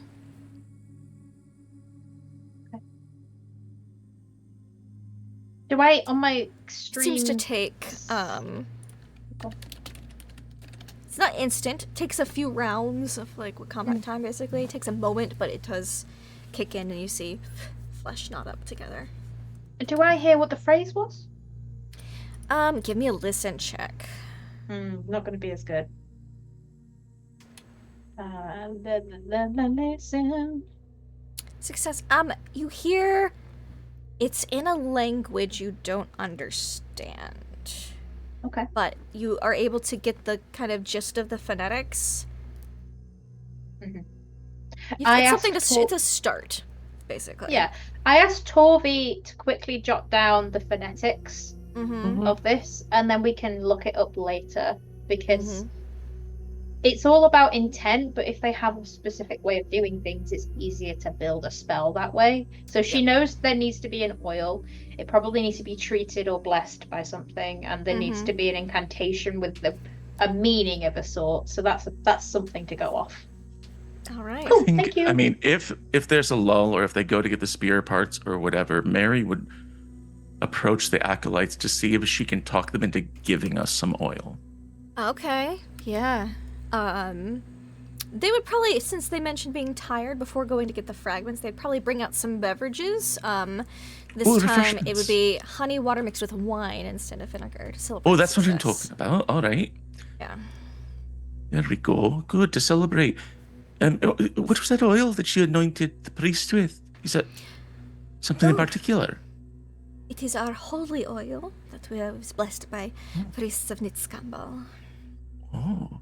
And do you ever We use give it it for out? our training. As you can see, he's completely greased up. And there's a couple other greasy-looking people who you're assuming were sparring You're earlier. very shiny. Do you ever I don't know, sell it or gift it to travelers to use? We've been known to gift it on occasion, but usually it is reserved for the priests and those who have come to seek blessings of Nitz Campbell. Well, certainly we have come to seek the blessing of Nitz Campbell's support in our fight against Spider Bitch. Oh, yeah. I'll speak to the priest for you. Give me a charm do a or fast a talk? persuade. You can do a fast talk. I'll allow it. So if I can talking about. I'll see if I can procure you some for your quest.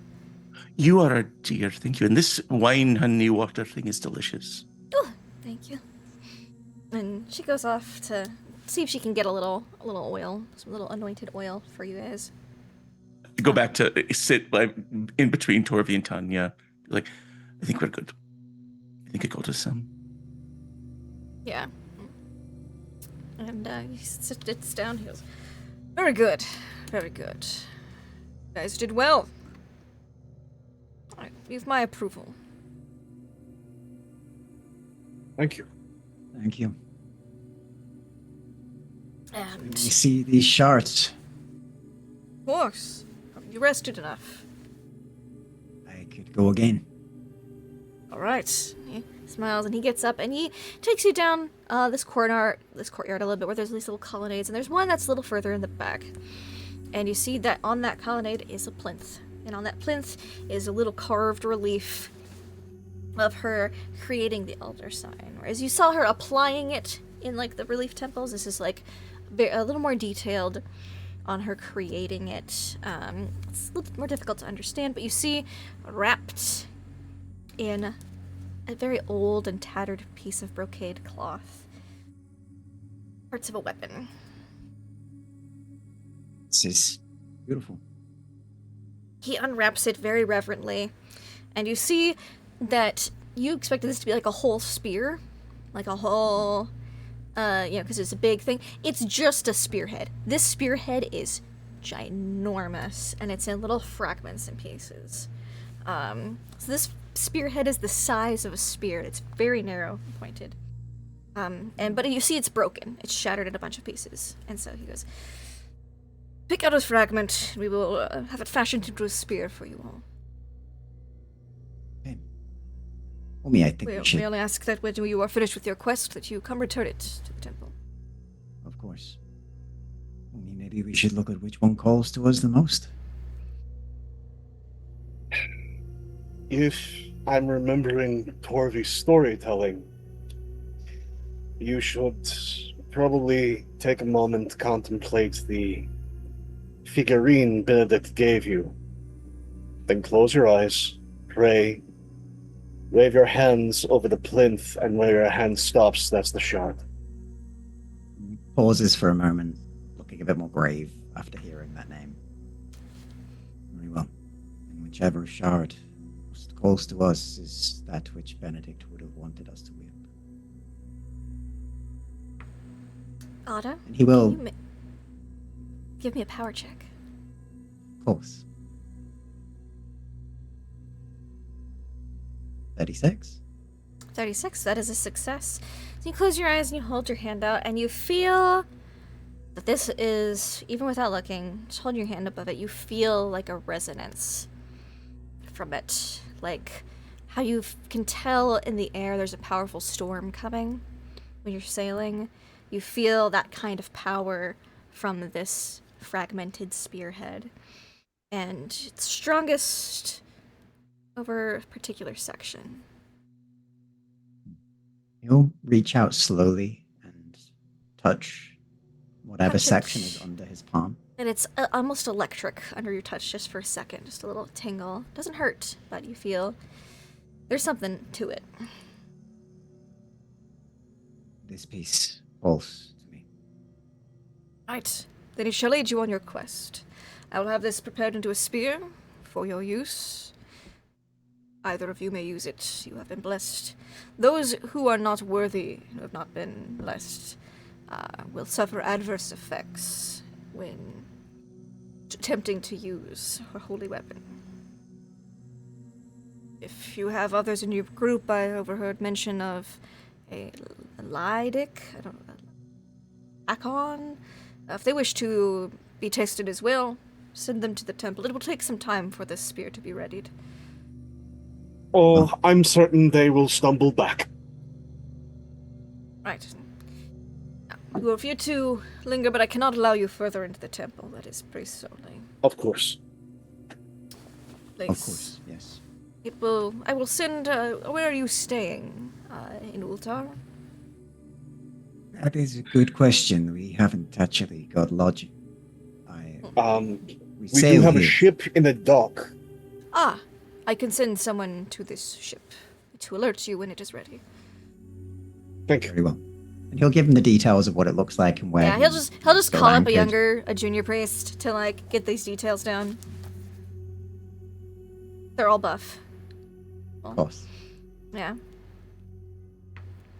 Thank you for this, for your candor, and for letting us face you for this blessing. If the eyeless seer says that it is necessary to hinder Atlach-Nacha, then of course it is our duty to test and bequeath our help to those who are worthy. And to your goddess, I promise that we will do our best to cut their webs and leave them in darkness. Excellent. Most excellent. He gives you a big clasp on the shoulder. Dude is beefy. You're thinking about it now, and you're like, it's probably a good thing. He also seems to prefer a spear, and you see he's got a big, hefty spear, and you're probably glad he didn't use that during the... Yeah. Well, we should get back to the rest and make our way out. Right. Well, I have more prayers to do. Of course. And you see them bringing back out the trading dummies. I go around and hug every single person there before we leave to thank them. Some of them are a little awkward about it, but others are like, yeah. Oh, They're look really how strong. slippery you are. Let's go for a better one than that. All right. While we are still here, my skills are still rusty, even if I helped defeat you. Is there any chance I could train with you? You would like to train with us, and he looks really excited by that. Let's see, what is your? Both of you are 60 in spear. That's good. Yes, I could make use of you until the spear is prepared. You'd have to train diligently every day for at least a week. Every day it is. Right, great. You be joining as well. He looks at Umik. He's just like, there's a solemn nod of like, I'm going to get my ass kicked by these strange people, but it's for a good reason. Great. I will see you first thing on the morrow then, at daybreak. Daybreak.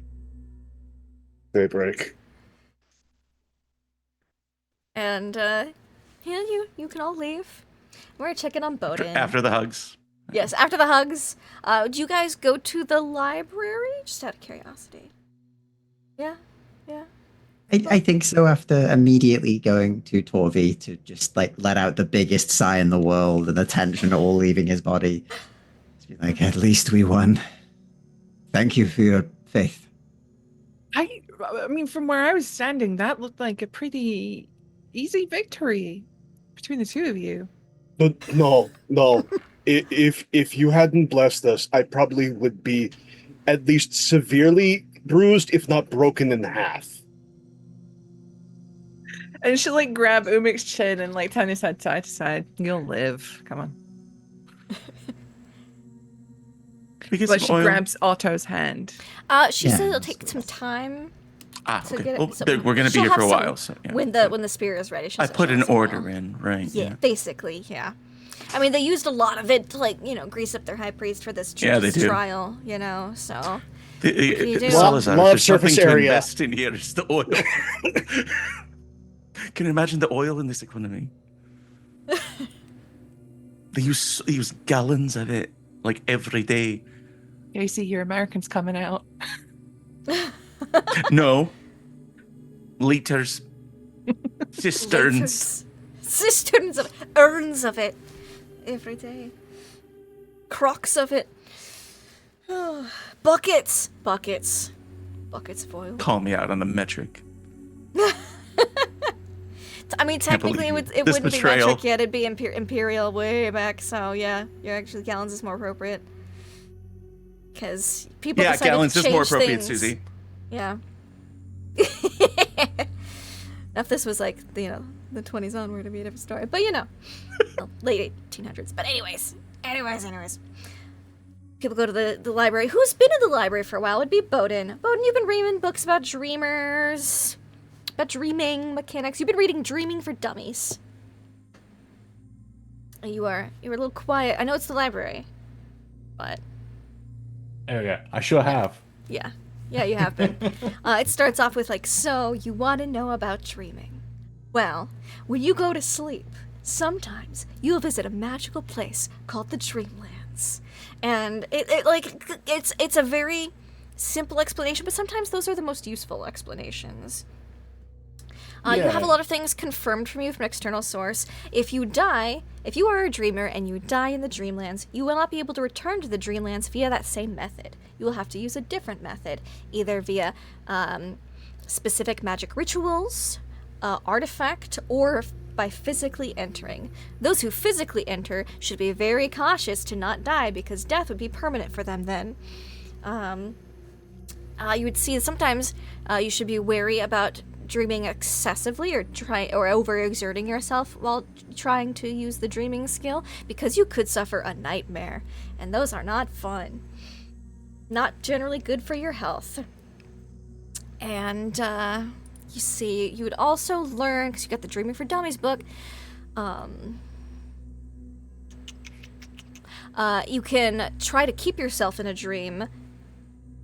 It can be difficult, but if you sense yourself starting to wake up but you still have things to accomplish, you can try to keep it in by focusing on the dream, making an intelligence roll.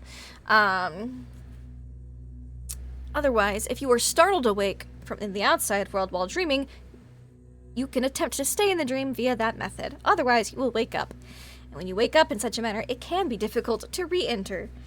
So try to find a nice, peaceful, safe place to fall asleep. Okay. Once he's gone through that and he's like sleep making aids some can be notes. helpful if you are trying to enter the Dreamlands more expediently. Yeah. Any other he's questions you making- had specifically that might be addressed in this book? Yes. Not specifically in this book, but for more information into like the ritual side of things. While looking at the Dreaming for Dummies book, do they like quote books to potentially read further into these things? In This the is just like back, an there overall would- marking. Yeah, there'd probably be a reference book. One would be Artifacts of the Dreamlands, or of Dreamers, and another one would be Spells for Dreaming. Okay. Yeah, there'd be like a caution warning on both of those. Caution could lead to dangerous interactions with denizens of the Dreamlands and waking worlds. Oh boy.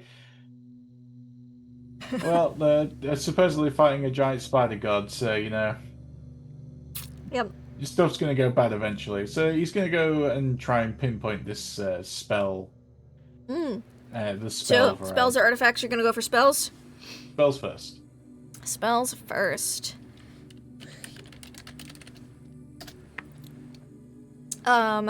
You find a few books in the Dreamer section on spells that can only be cast in the Dreamlands. Okay. Now, these things do take time to learn. Yeah. Ooh, you know what, though? You're gonna find a random book as well while you're looking, because there's little grimoires tucked in A random all over book the in place. Call of Cthulhu? That's Yeah. stupid.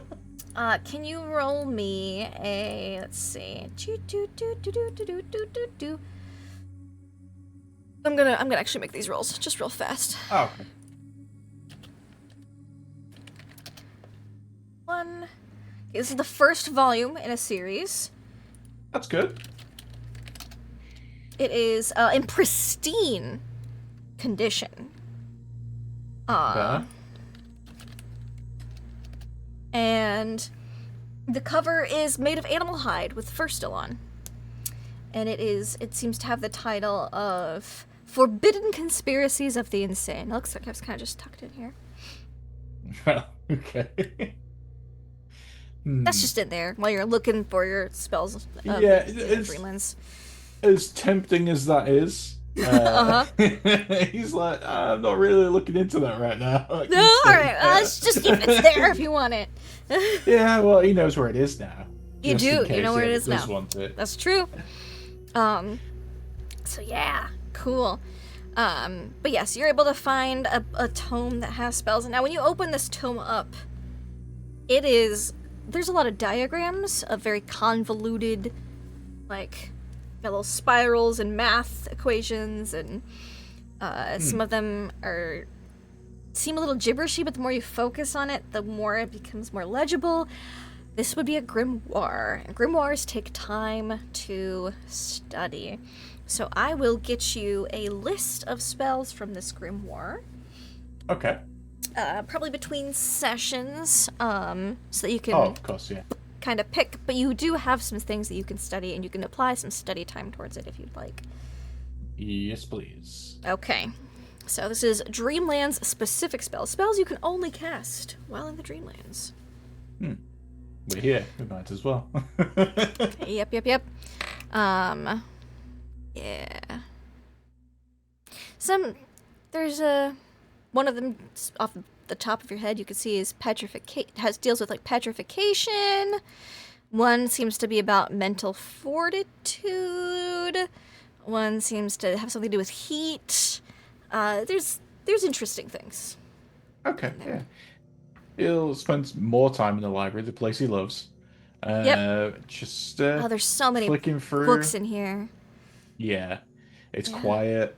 Yeah, you can focus. It's really nice. Best place in the world. Speaking of the best place in the world, everyone else enters the library. They go through the little door, and you see this grand hall. You open up in the center, this circular area. You see the circular desk, and Do we see Bowden? You do not. Bowden is deep in one of the dreaming section of the library. The dreams section of the library. That category. There is 56 different hallways. 52 book-filled hallways. I don't know why I keep thinking 56. 52 book-filled hallways radiating outwards. And you enter, and the assistant librarian looks up and he's like, "Oh, welcome. Oh, hello. Large group. What can I help We you are with?" seeking a friend of ours that came in, a human, immortal, and I describe what Bowden looks like, which I don't remember off the top of my head, but you know. Yeah. He goes, yes, I believe he went towards the He's dreaming. about this and this and this. The dreaming Grease section. stains all over her. Yes. Just He was all not down her perturbed front. by that. He just pokes up a wipe and just says, It's a usual thing. Could you wipe your hands before handling any of the books, please? I get it. Of course. And wipes it off. Basically a wet wipe. It's got a little alcohol stuck to it. Yeah. But Well, at least cleans these up all are the Tanya's grease. clothes and not mine. All right. So his name is Bowden. He's a bit of a I believe nerd. a fellow of that description went down the dreams section of the corridor. Can I help? Can I ask if any of you else need assistance finding anything in the library? Oh, I don't know. Yes. We kind of want to look at a lot of things. Would you like to do a self search, or would you like an indexing assistant? Is the indexing assistant a cat? We do have a cat on staff, yes, but I can procure a different one. Just curious. Well, Torvi knows what we're looking for. I don't know. Let me see. And he opens a book, or it's more like a clipboard, and he goes, "The cat is currently unavailable. It's already helping someone else." Oh, that's a shame. We'll take your second best indexing assistant then. We'll get to I've got a couple available. If you are searching as a group, I can get you one. Otherwise, I can get a couple of indexing assistants for you. I'm afraid that if I don't stick with the others, we'll get lost. So There's a rather large library. I don't know. We do have search and rescue teams going throughout every so often. I can get it. Yeah. Oh, well, sometimes people read a book that they are ill-suited for, and there have been cases of collapse, fire, drowning, etc., and so they're just, Scoop him up. Did our friend know this? He seemed very confident when he walked in, and he said he was. Yeah, he has that energy about him, but it's not exactly confidence, I don't think. Well, perhaps I'll look for him in the dreaming section if someone could help. It's the light blue carpet on the 32nd hallway. Oh, it's color coded. It says anyone else wish to come with me into dreaming? The dreams category, yes. The dreams category? Yes, I'll go and to the dreams category too, I guess. All right. One indexing assistant, two. Two. Right. Two at least. Would you like an indexing assistant to help you find your friend? Maybe. I think so. And then perhaps she huddles with everyone else. How do we know when to meet back here? It's like getting separated at the world's biggest marketplace. I suppose we don't. When you're done, go to the boat. All right. Yeah, that sounds good. I feel like I should send up like light a signal fire or something. I don't think they want fires in the library. No, I know. I'm just using it as a. There's no fire in the library, please. Other than those that accidentally happen. Are there any timekeeping devices? Candle, stick of incense. We do. You don't see any lighting fixtures in the library, but there's light here. Just the light. We don't know if the light changes. Perhaps we could use one of the indexing assistants to go to the others and tell them we're leaving. You were visiting from Ultar, my hometown. Very good place. If you ask your indexing assistant, they can tell you what time it is in Ultar. Aren't we in Ultar? Fantastic. No, you were in the Great Library. All right. Just goes off with the indexing assistant. Right. I have, let's see, currently available Omicron. I'll send her with you. You just need a guide to your friend. I'll send New with you. And then you wished for a second indexing assistant. He points at Umik. Yes. If I could get somebody who's familiar with cartography and mapping of the Dreamlands. All of our indexing assistants are intimately familiar with the inner workings of the Great Library. So just really tell them what you're interested in, and they will do their best to assist you. Yes, New will escort you to your friend, and then I'll send Omicron and Ro with you two. And he, you see him like touch a couple of discs that are on his desk, and they slightly light up. You see some are like gently like glowing in and out, and then some are just off. When he touches them, they light up and then start to glow. And you see three people.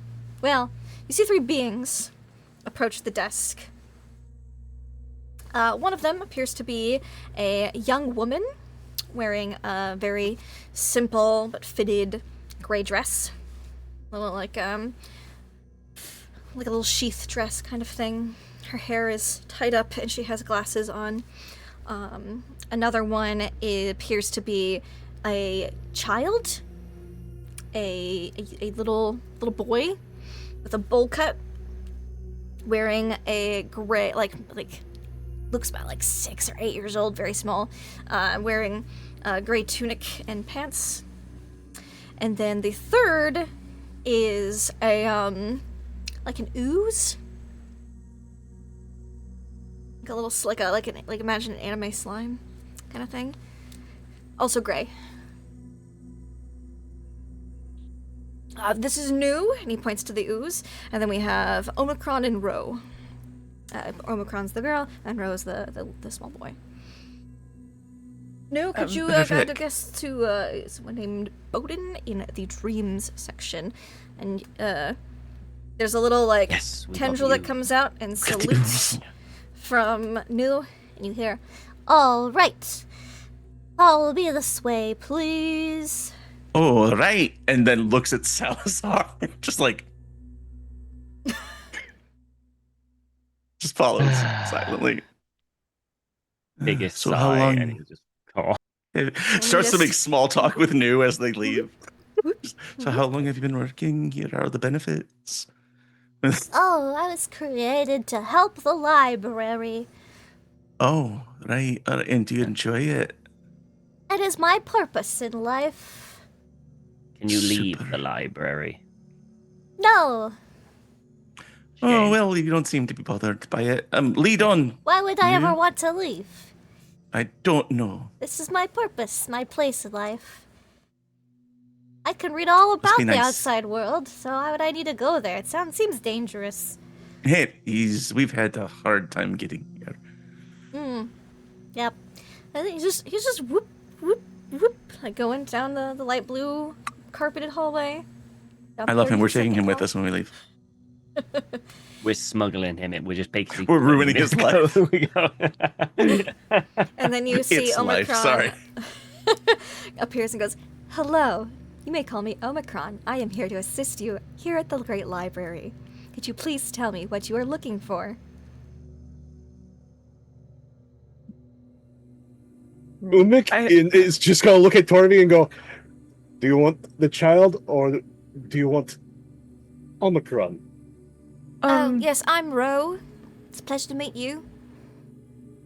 Hello, Ro. I think you should take Ro. I'll deal with Omicron. I can provide assistance for all your library needs. Tovi's just gonna look at Umik because he's willingly picking the woman, and she's like, "Okay." Like, you give him that look, it's not like that.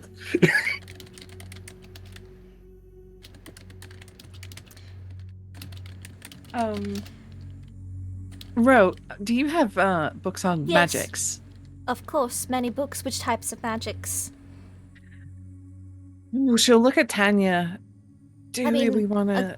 Large percentage of the library is comprised of magical books, books about magic, books filled with magic, books containing magic, books sealing away magic, and so on, etc., and so forth. How about practicing magic? Practicing magic. Are you trying to learn magic? The theory of magic? I really need you to narrow down your query. Could you point us towards books about Seder? Ah, yes. You see, And maybe like his eyes turn like white for a second. Yes, Seder, the Norse practice of folk magic. Certainly, I can navigate you to a section And could of you- appropriate book literature. Thank you. And could you also point us towards? She kind of looks at Tovi. Scottish? Yeah, Tovi will hold open like her diary to some pages that are in Gaelic. Yeah, and he looks at it, and his eyes, like the light comes from his eyes, and he scans the page. Ah, yes, a different variation of folk magic. I'd be happy to assist you in your search for such knowledge.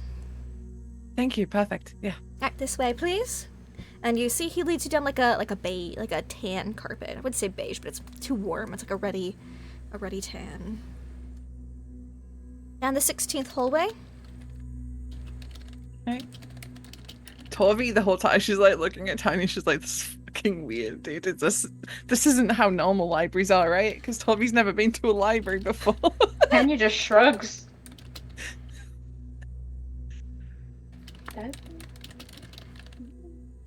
And how may And I place. provide assistance to you? She's looking at Umek and Otto. Maps of the Dreamlands. Current. Certainly. Current maps of the Dreamlands. Eyes go white. They come back. Yes, I can escort you to our cartography section. Thank you. Please lead the way. All right, this way, please. And she walks down. She's got little gray heels.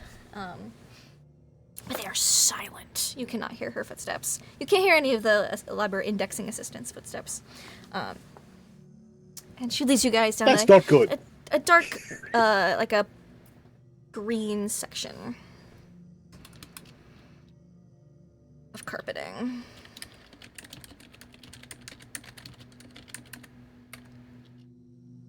This will be down our 48th hallway. Whoop, just making notes. Boop. Okay. first to show up by Bowden is Sister Mary and Salazar, led by Nu, the ooze. This is where your friend should be. I think The ooze is about like Nu. this big. I think much appreciated. Can you stay nearby? I'm just going to check in with Bowden, and perhaps I'll go explore elsewhere. But Oh, certainly. I can be on standby for a short while I make sure all the books in this section are properly indexed. sounds wonderful. Yep. And then he's just completely starts going on, and like a yeah. little light comes up from him, and he starts just scanning books, titles. Nice. Hops He's up just a like ladder. he's just like one of those like scanning guns. Basically. You know? Yeah. Okay. Yeah. Just completely interrupting Bowden's sweet, peaceful reverie. Just Oi, Bowden! Just yells like across the library, really Please loud. too refrain loud. from yelling too loud in the library. You could disturb the books. Sorry. All right. Will do. No, not the patrons. Bowden. That's not those. The books. But, Bowden. Does Bowden hear the shouting? Yeah, you can hear it. They're not too Okay. far away, but you can hear it. Bowden will pop his head round the side of one of the bookshelves. Oh, there he is. Hello. We found you, thanks to our slime. Anything useful coming up in your studies? I'm learning a few bits and pieces. You've been wasting time looking up books with pictures of naked ladies, have you? No. Lydic and Hacken aren't here. Oh, that's true. They'd go straight to the Latin section, those two. Mm-hmm. Trying Trying to figure out how our dreaming works. So far, I've found something that may help us. we'll do share. He'll go over briefly what he's been learning from the book, the spell book. Whichever spell he's been learning. Could I try and read this? Take a look at this book? Yeah, how's your reading? I'm just trying to read. Salazar would wanna Honestly, try as well. she's literate, but her library use skill is in the toilet. The library use She is doesn't to spend a lot of time in find libraries. information. Right. thankfully. So I'm glad Bowden found it for her. We found it for you, so you can give it a read. Since you are of the literate score, you can read it a little slow because it can be a little wordy, but you can grasp it. How long might it take to learn it? Oh, to learn a Or- spell, it usually takes at least a week. Right. Some No. sanity points, that kind of thing. That's Sure, a that give yeah. or take. usual cost of learning a spell. No. No. Yes? Hello. And you see, Pardon, I like, didn't from mean to raise my between, voice. like, the tops Oh, of the books in the ah, back of oh. the shelf comes through. Sorry, startled me a bit. Yes, I was one do you roll have over.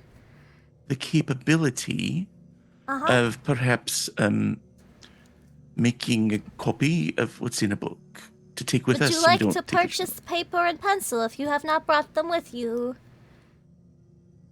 Oh, I don't know if you have the right currency. Salazar? I'm a little low on funds at the moment. How much is paper? What grade of paper are you looking for? Basic note-taking paper, magic paper, paper to contain magic, etc., so on and so forth. They have different prices. I could procure a price sheet for you. I just have to go back to the front desk. Could you do that for me, please? Okay, I'll be back in a few minutes. Thank you. All right. I'm going to And go oozes with through the Nu, and shelves. perhaps I can find Yes. some of the others. It's quite a fascinating creature. Comes back. Is there I wanna anywhere go I can with guide you. you to before I go procure the price sheet? I was hoping to find the other female humans in our group. That arrived with you? Okay. Okay. We have a lot of those in here. Oh, well, Torvi and Tanya, the ones that were in our The group. ones who went off with Ro.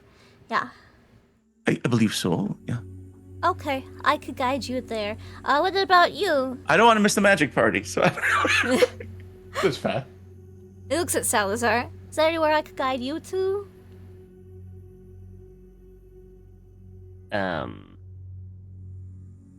Do you have a history of the Dreamland? More or less. It's a little nebulous at times in the Dreamlands. I see. I will just stick with the dreams and just read books here. If there's a certain region in the Dreamlands you'd like to know more about, I could refine the search down for you. But generic world history is kind of difficult to scribe down. Not many people have done it. I would like to know any information about a confusing fog. Ah, certainly. That's a mist that is confusing and a trap mist of some sort.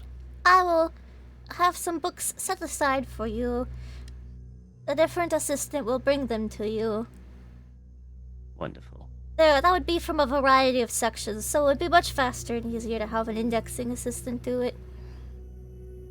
Thank you. Then Alright. off you go. Let's get the price sheet. You'd imagine it turns around because you see a slight swirl in the ooze, but you don't, and there's no face. So, it just slurps this gray ooze, kind of slurps down the hallways. Sister Mary Ubula.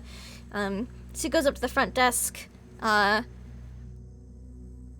speaks in not in English or an understandable English, just kind of, comes up and there's already a price sheet printed out and ready. Takes it. And then you see another books being set aside, different people bringing a couple of books from different sections and setting them aside.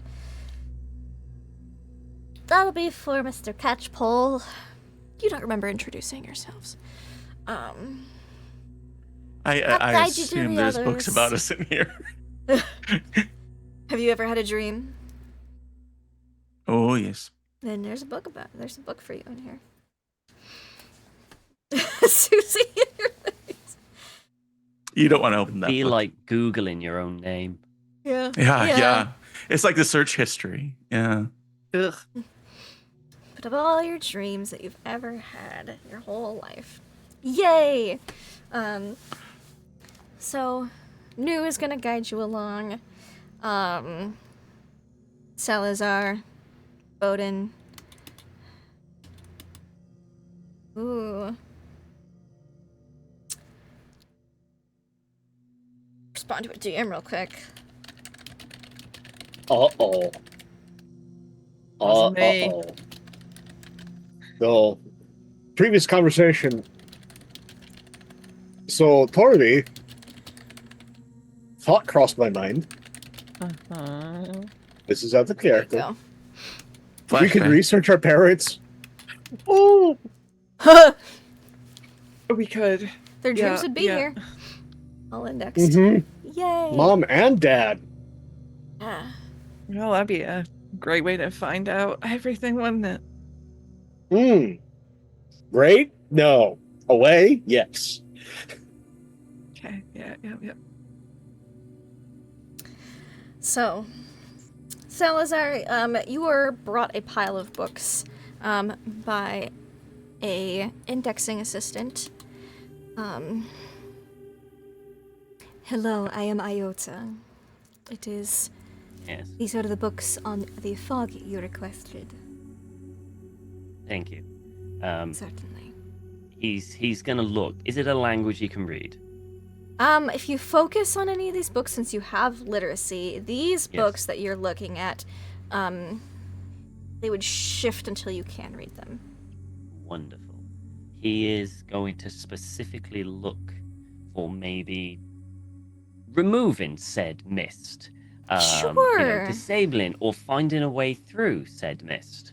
Give That's me kind of like what he's focusing like a on. library use or a read-write Oh, check. I think guild read write.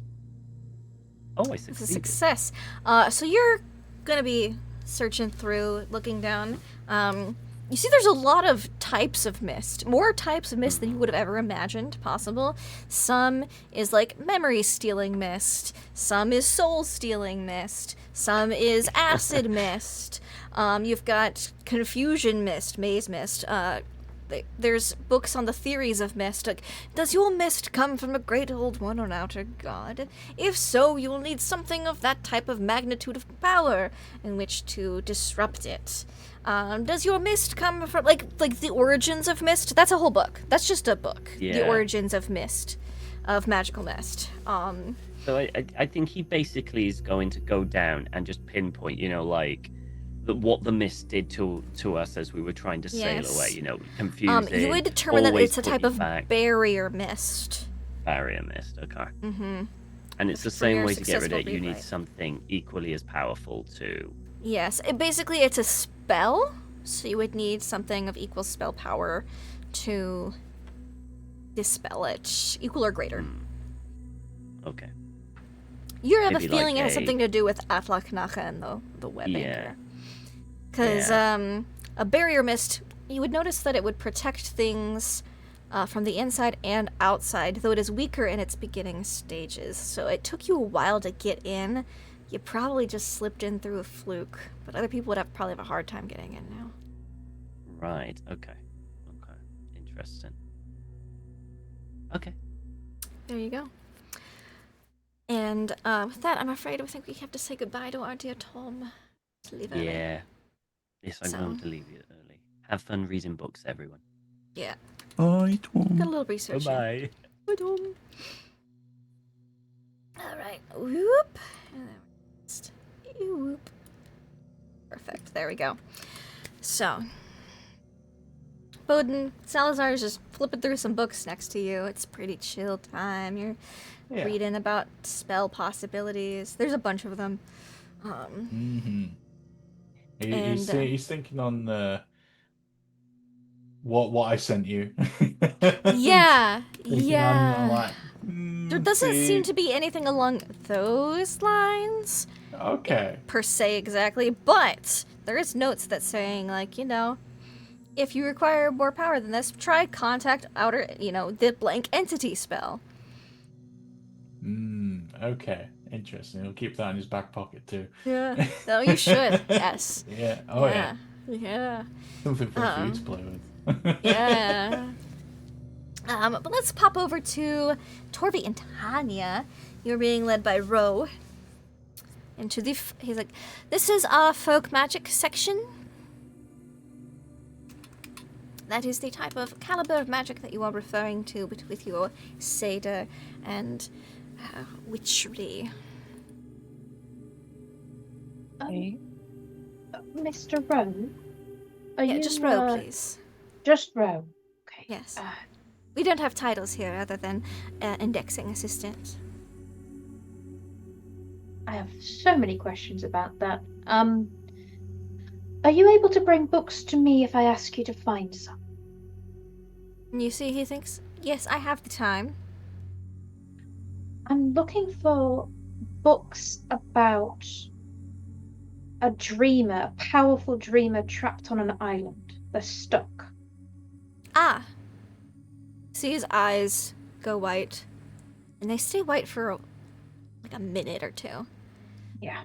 I've narrowed down the search query. I will have to find said books. There are a few possibilities.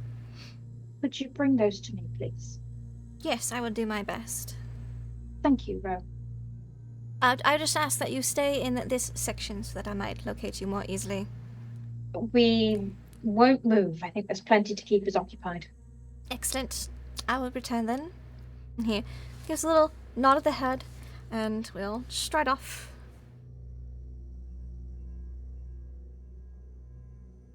Okay. Where do we start? Oh. Well, you can read.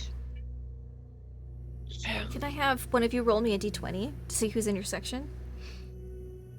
Go for it, Torby. Oh God. Do the thing. Don't mind me do it. 6. 6. Cool. I'm just gonna look up my chart. Carry on. Uh-oh. Keep conversing. I thought you wanted to look at Scottish. Yeah, it's just it's a lot. It's just she's like thumbing like across different volumes. I don't even know where to start. And she'll like pull one off that's just like the name of like a Scottish witch or something, like spells. I don't think that. No. Okay. Torvi? Yeah. If you're looking for a name, look for your mother's. She might have some books here. Oh. Or your family name. Well, I don't know if it would be my family name. I don't know what her name was before she got married. I don't know what her name is. She wouldn't tell me. I wonder why. That's weird. That's so weird. She said she took a different name. The name we know her, we know her by is not her real name. It's the name she chose when she met my dad. Well, as I said, maybe the journal has her real name in there somewhere. But usually families have their own branches of magic, Torvi. Yeah. You should discover your heritage. You see, a book like move out from it's like you're talking and like a large, like there's a big book, and from the other side it gets pulled out, and you see a woman who is dressed rather cold, like for cold temperatures. She's got some furs, she's got a nice like cloak on, and she seems to be thumbing through the book. She looks up. Oh, sorry to disturb. And she. Oh, you're okay. We don't want to you're disturb all right, you. love. You're fine. Ellie and Northern came out then. Yeah, well.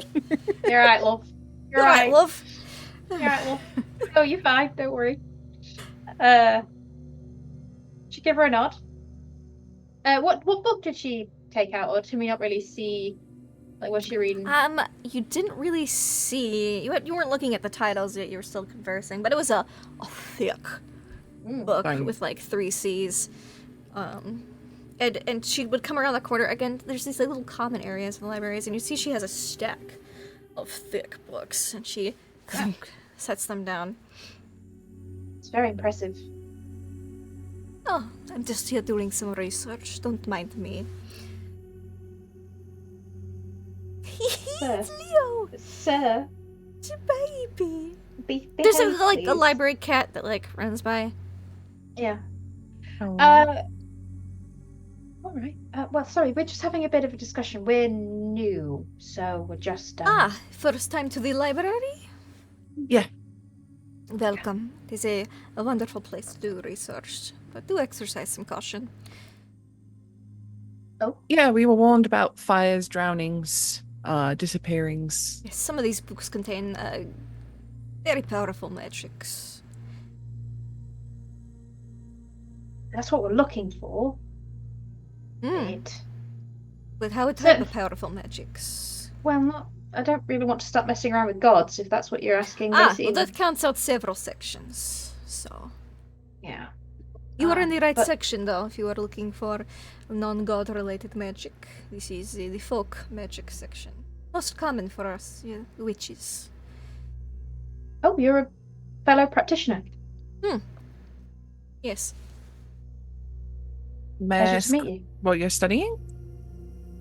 Yes, I'm currently studying some transmutation-type magics. Doing some experimentation back home in the waking world. You're a dreamer? Yes. Do you mind if I ask? Not.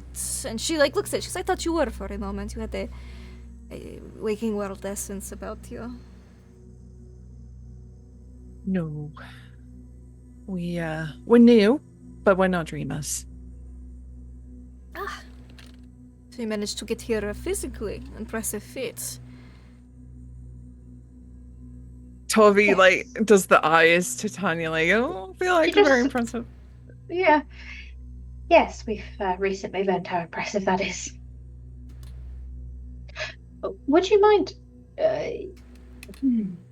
No, we should focus. We should focus. It is tempting to learn some transmutation for the waking world. If we are to go back, it would solve quite a few problems we've been having, Torvi. Yeah. Do you have an idea though? She says quietly to Tanya, and she'll go up to the lady and she'll show her some of the pages in Gaelic. Do you know what language this is? This is the language of that small island, very distant from me, but I've seen works like this scattered throughout here. Some interesting transformations in there. Okay. It was my mother's. I'm learning a bit more about her. Yeah. She well known in these circles? Sorry? Is she well known in these circles? I have no idea. Secretive, I see. Well, I can understand that. It can get you killed in some places, so. Yeah. The circles? Yes. I'm so sorry. I'm from such a tiny little settlement. Where are you from, if you do not mind me asking? Because there must be a pathway to the waking world from there. Those are very few and far between. I wouldn't go where we are. Yeah. Not good. I see. Let's just say we're here for a reason, and it's best that nobody else get caught up in it. Understandable. Not the case. Yes, there are circles. Any What is Europe a thing? Is Europe British? Yes, British? Wouldn't be British yet. Scottish in it. Scottish in it. She'd be like, yes, there depends on it. There are different forms of magic. I am Rus, and so we have our own types, variations of magic. There is you all seem very Norse from your dress. I would assume you use sever? Yeah. Yes. Many different names for basically the same thing, just different flavors, different specialities. Certain circles are family-based, familial, some are community-based, others are based on your specialities. Sometimes, when two circles cross, they are mortal enemies. Other times, they are more generous in the exchange of knowledge. It really depends on your circle's values. Right. If your mother has his books, though, this looks like a may I see? And she'll hand it over. She's just watching flip through, closely because because this has been mostly translated into Norse for you. This seems to be a copy of a grimoire rather than a copy of certain aspects of a grimoire rather than a full grimoire. A grimoire is often which keeps her spells in her, whether they be passed down and learned or invented by herself. That is a more difficult thing to do. But most things are a variation on other known spells. Okay. Can you tell by looking at this what circle my mother belonged to? These seem to be mostly, forgive me, beginner level. It seems that she copied down basics for you. This ink seems fresh. That's why I assume this. There is very little weathering here. It does not have the magical weight of a full grimoire, which is what I assume she would have copied out for you. I think of this as a primer book from which to learn from and infuse with your own essence. There are some blank pages here on the back for you to advance, after all. She hands it back. And you see she pulls out a tome bound in a type of leather. Oh. Very supple. It's pretty hefty. Yeah, pretty hefty. And she sets it on the table, and it is got multiple buckles on it to keep it closed, and a lock. So this is my grimoire. As you can see, the longer you've been doing it, the thicker your book is. So if your mother's been practicing for a while, she most likely has a hefty book. Somewhere. How old does this woman look? 30s. Okay. Early 30s. Okay. You must have been practicing when you were very young. I have been practicing for a very long time. long-lived. That is one of the advantages of magic, no? We're not there yet. Don't think we ever will be. No, you could get there.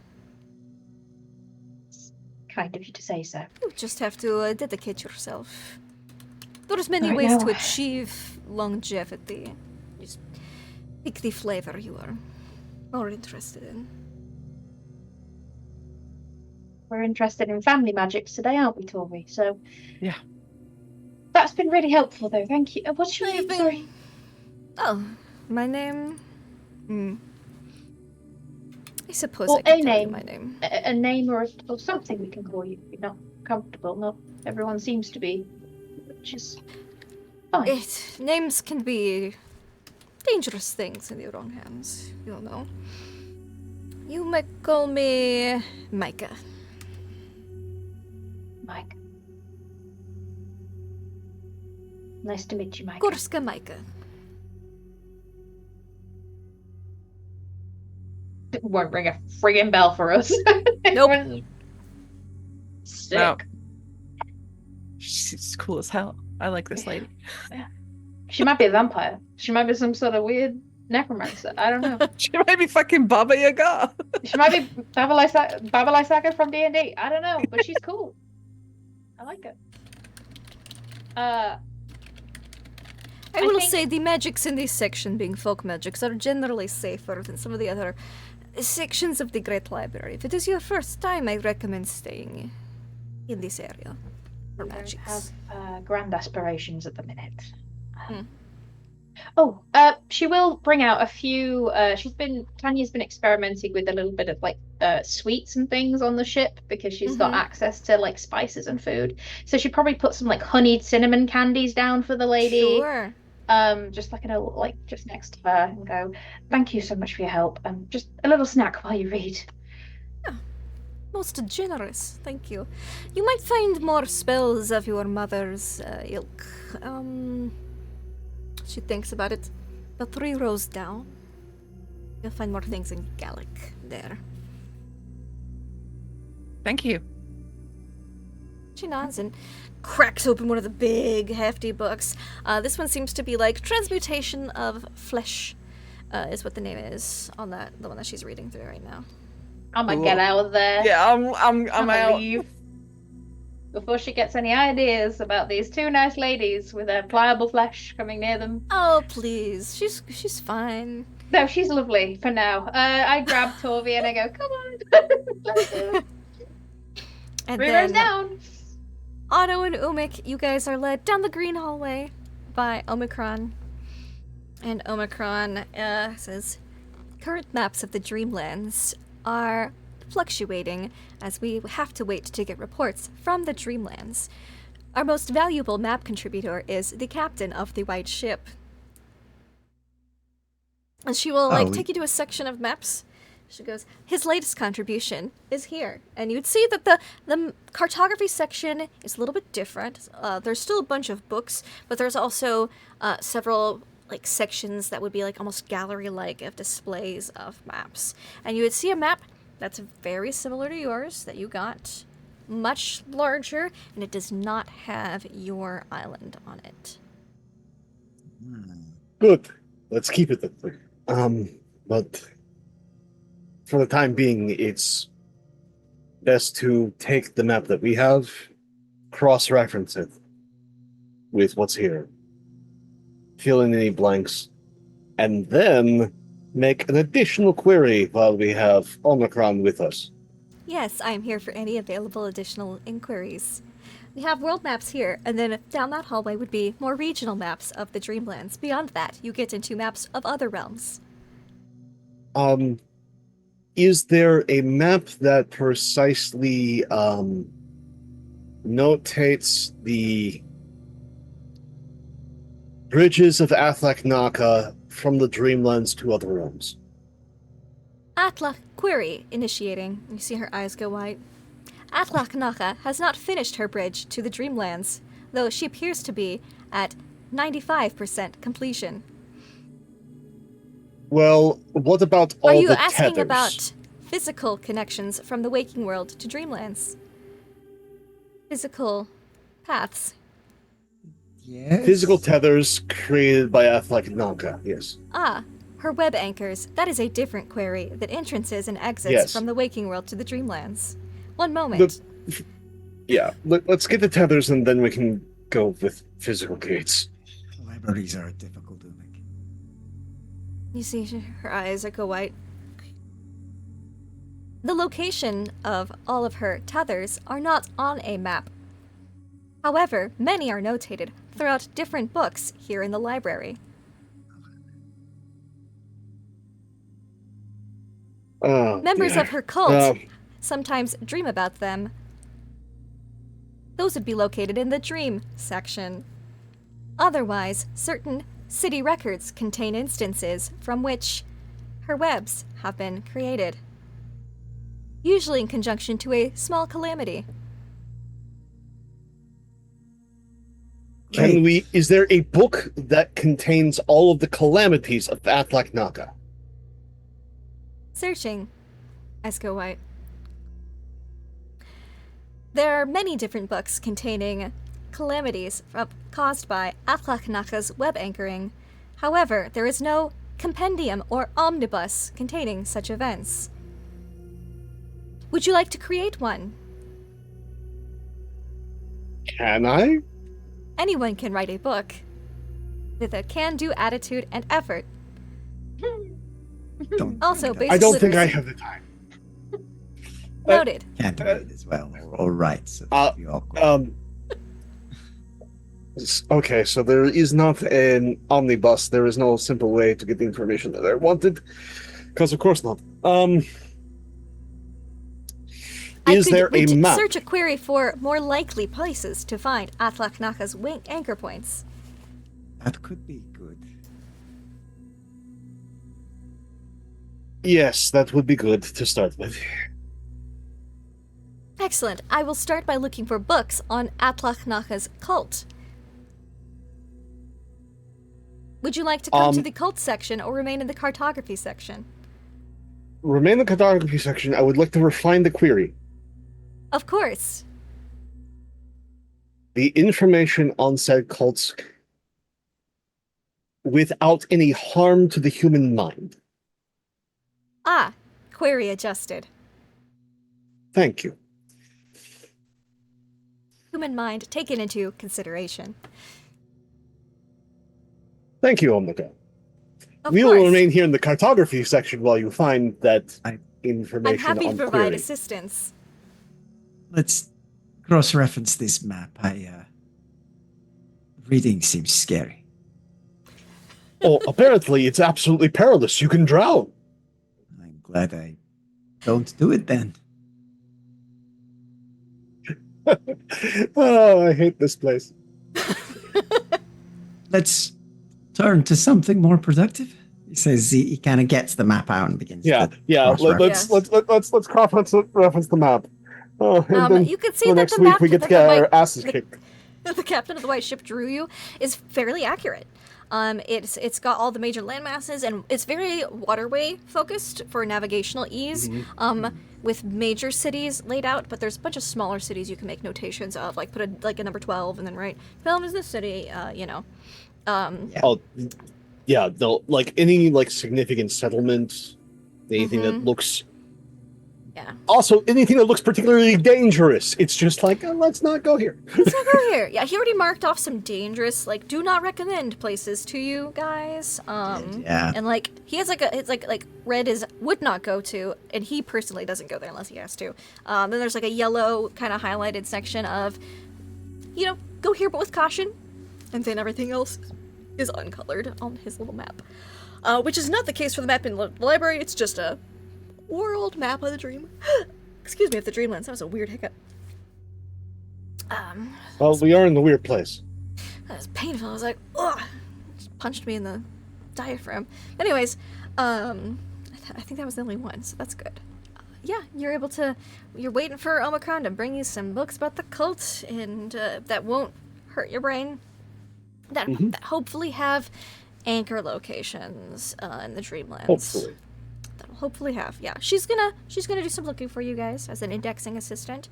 And I think as we all are ready to really buckle into your specific topics, that's where we're gonna end tonight's session. Yay! Oh, wonderful. So, I'll have lists of spells and study times and all sorts of things based on what you guys have found so far and will find based on your queries from the indexing assistants in the library. And some prices for copies of paper, because sometimes you want to make copies of things, and if you didn't bring it with you, they can charge. That's how they make their money. Copy materials. So, let's go around, let's say who we are, highlights, favorite moments from tonight's game, share some love, and then where we can find you. I'll start with Tom. Hello, my name's Hot Flakes Tom, and I eat my cereal microwaved in the breakfast for every morning, which is a travesty. And you can find me online on Mondays on Follow Black Cat's channel, where I play a super mutant, and it's great. And you can find me here next week where I read about Mist some more. Thank you, Tom. That was great. What was your favorite part? My favorite part was not having money, because I'm going to get money. And I was like, oh, that's great, Tom. Thank you. Next, we've got Sister Mary Ubula. How was today for you? Sorry, I was trying to find out how to clip that so we could send it to Tom. I had a great time today. This episode had everything. Greasy muscle people, books. It was terrific. And I have a ton of highlights, but I think the most meaningful one was I love that all of a sudden it's like, oh yeah, like Mary is interested in this stuff, and we're kind of sliding into coven territory with the three of us. And there's one thing I noticed at the end, that Mary has another name that also starts with a T. So that was just, I mean, it's probably not important. That would just kind of love it. Yeah. And so I loved that, and I loved the three of us working together. But instead of like Mother Maiden Crone, it's more like Mother Maiden Slag or something like that. And it's just, I don't know. If a crone were a slut, there you go. Yeah, I love it. Someone who's not a crone. Bowden. Yeah, I'm not a crone. God damn it. Yeah, I've had a great time. It's been an experience. Like we said, it's got a mixture of everything today. Combat, being nerds, being terrified, adorable new creatures. We all love new. Mm-hmm. Yeah. I like our two actual warriors getting to fight. And put the beat down on something akin to a juiced up godling. And bring him down to his knees with some extreme rolls. Yeah, they had some real good rolls. That's good for them. Mm-hmm. I'll be here next week. That's pretty much all you can find me at. Wonderful, wonderful. You know who's also going to be here next week? Tanya. Tanya Bjorn's daughter. Hello, yes, I will be here next week. I had a great time. A lot of great moments. Everyone's done really, really well. My favorite moment was torn between our wonderful taxman being like, I can't buy anything. I'm poor. I'm so poor. I can't even dream up money. Broke. Why? Like that really tickled me. I loved also, yeah, the coven forming, and like Sister Mary's like just sliding on in like, hey girlies, are you believing like the forbidden magics? Oh, I better keep an eye on you. And it's like, yeah, okay, come on. This is how we do it. Close your eyes and feel it. And then the two lads just prevailing, absolutely dominating. It was beautiful to see. It gives me hope that maybe we'll actually win, but I'm saying I've got hope. I'm not gonna make any bets just yet, but it's pretty cool. And I loved your description of him feeling the storm in the shard of spear. I thought that was like, it gave me shivers. So thank you for that, Lindy. Thank you. You know who gives me shivers? Otto Ludvigsen. How are you? All right, that was an interesting segue as usual. Yeah. No, it's going good. I mean, I really enjoyed today. It was great as usual, Lindy. Thank you for running. As for favorite moments today, I think one of them was just it was very small detail, but I really enjoyed it, which was Torvi sort of talking through the ritual and sort of actually reciting something to bless us, and then the rubbing like the blood on the figure of Thor as well afterwards was just wonderful. That was a really cool touch. The other thing is just I will always be happy when you whip out the goop voice. So I was happy to hear that as well. The library has been very interesting. And as for where you can find me as the voice on the Templin Institute on YouTube and otherwise nowhere. Yeah, I was trying for a grown-up goop voice. A little less adorable than the classic goop. But just like a mature slime. Someone who's well. Yeah. Someone who's loves the library and is mature. Torvi. Who? Yeah. What? She's a married woman now. Yeah. Yeah. Apparently. Legally. That was one of my favorite bits. Oh, the honeymoon phase. Well, it's been mostly moon. Yeah, God, I had a great time. My favorite bits, muscles. Many muscles. Oil everywhere. Muscles. Yeah. Martial prowess. Like shields, spears. Oh. But little bits too. I loved our witch lady that we were gabbing to in the library. The library itself I love to bits. I'm very disturbed by your robot lady voice. However, it's not. You've not heard right. her before, have you? Ugh. Hello. Nope. This is my customer service voice. No, for like my dream is to be one of those telephone operators that is like, for assistance, please press 12. But there's no 12, and you're like, how can I press 12 on a phone? Yeah, that's what I want to be. Yeah, you're just like, speak to operator, speak to agent. That's what I want to be. I want to be that frustrating phone. That's like my dream goal. Yeah. Is if anyone has the hookup on how I can be a frustrating phone operator for some shitty business, that's the goal. Oh boy. And also your little voice for Neo was a little bit close to Florence. And I was like, uh-oh, Florence? Feeling protective. Oh, God. But no, you can find me all over the internet at Susanna Grace. I don't stream much these days, except when I'm on other people's channels. So here on Wednesdays and on Monday with Tom and Lindy on Follow Blackheads. Wonderful, wonderful. You know who was feeling protective today? Someone who had a spear, which would be Umik.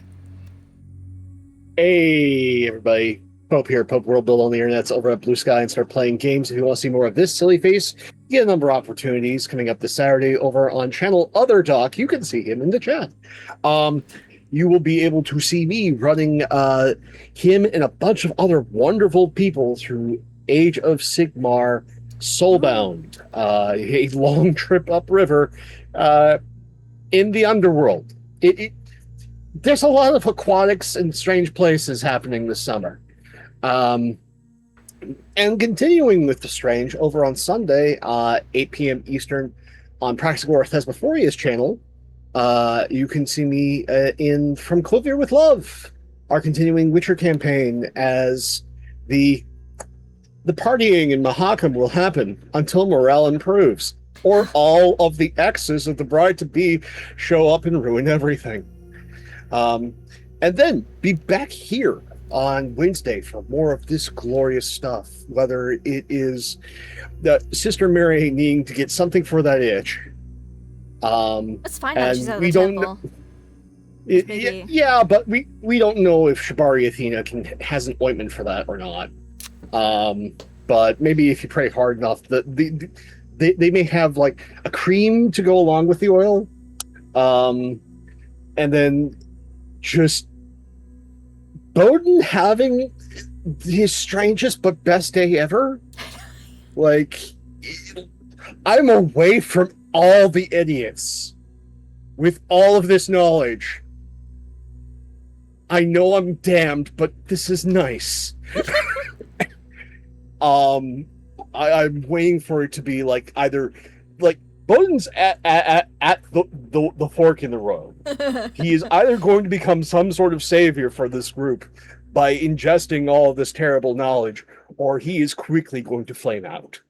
Yeah. Like we have not seen it yet, but he's at the junction.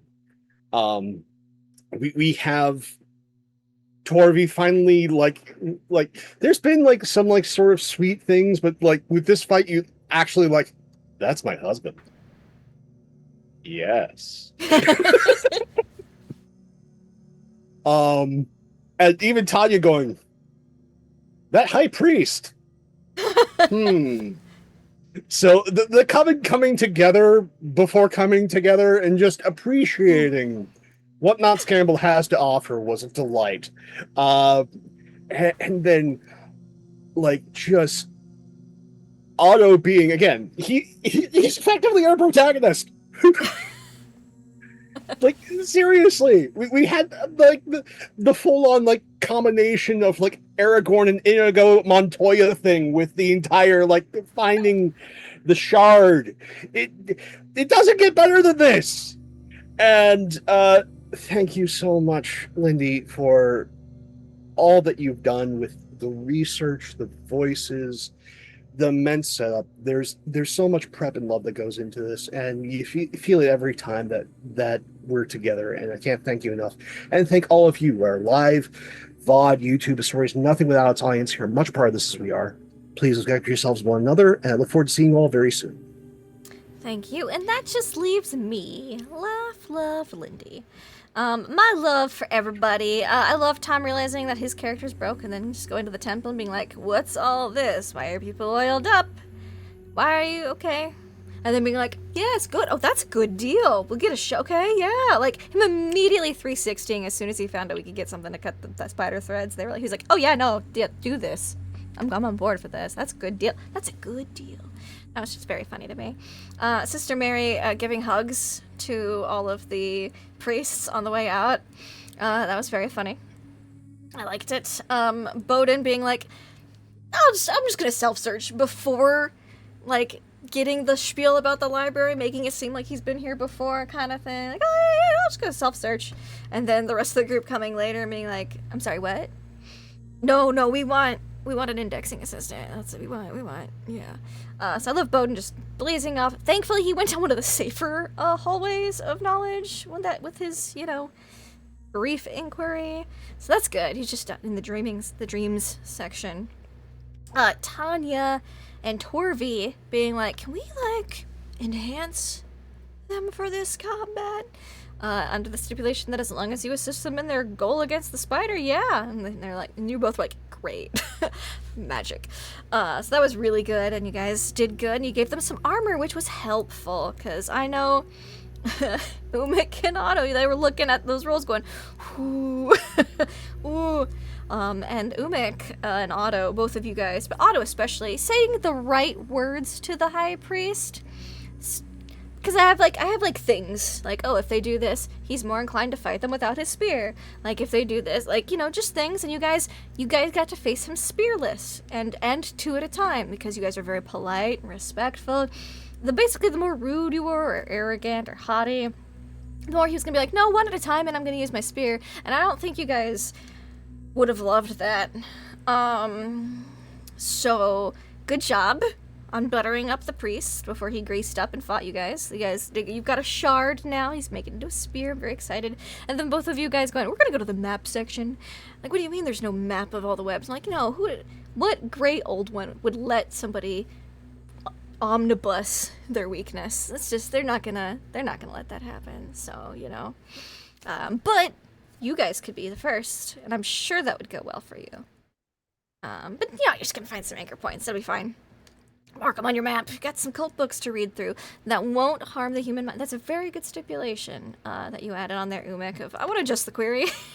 That was my favorite part, is Umik being like, can I adjust the query, actually, before you go get those cultish books? Can you make sure that they're safe for the human mind? And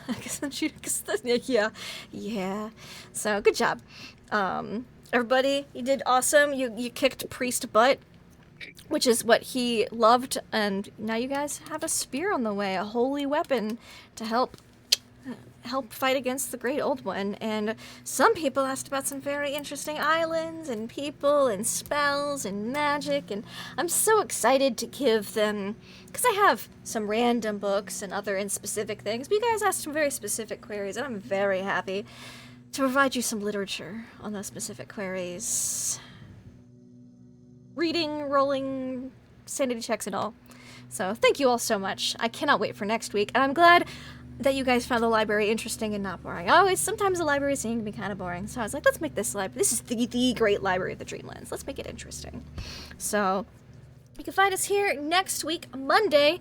Gosh, I gotta prepare for that. We've got our new campaigns starting, the Dryland Diaries, which is a Daggerheart campaign that I have not made any overlay assets for yet, so I guess I know what I'm doing this weekend. And then, I'll be fine. Tuesday, Ghosts of Saltmarsh, where they have left the styes, and they're entering their final chapter to go fuck up an aboleth. That'll be fun. And then back here Wednesday for more library shenanigans. Shenanigans of the literature variety.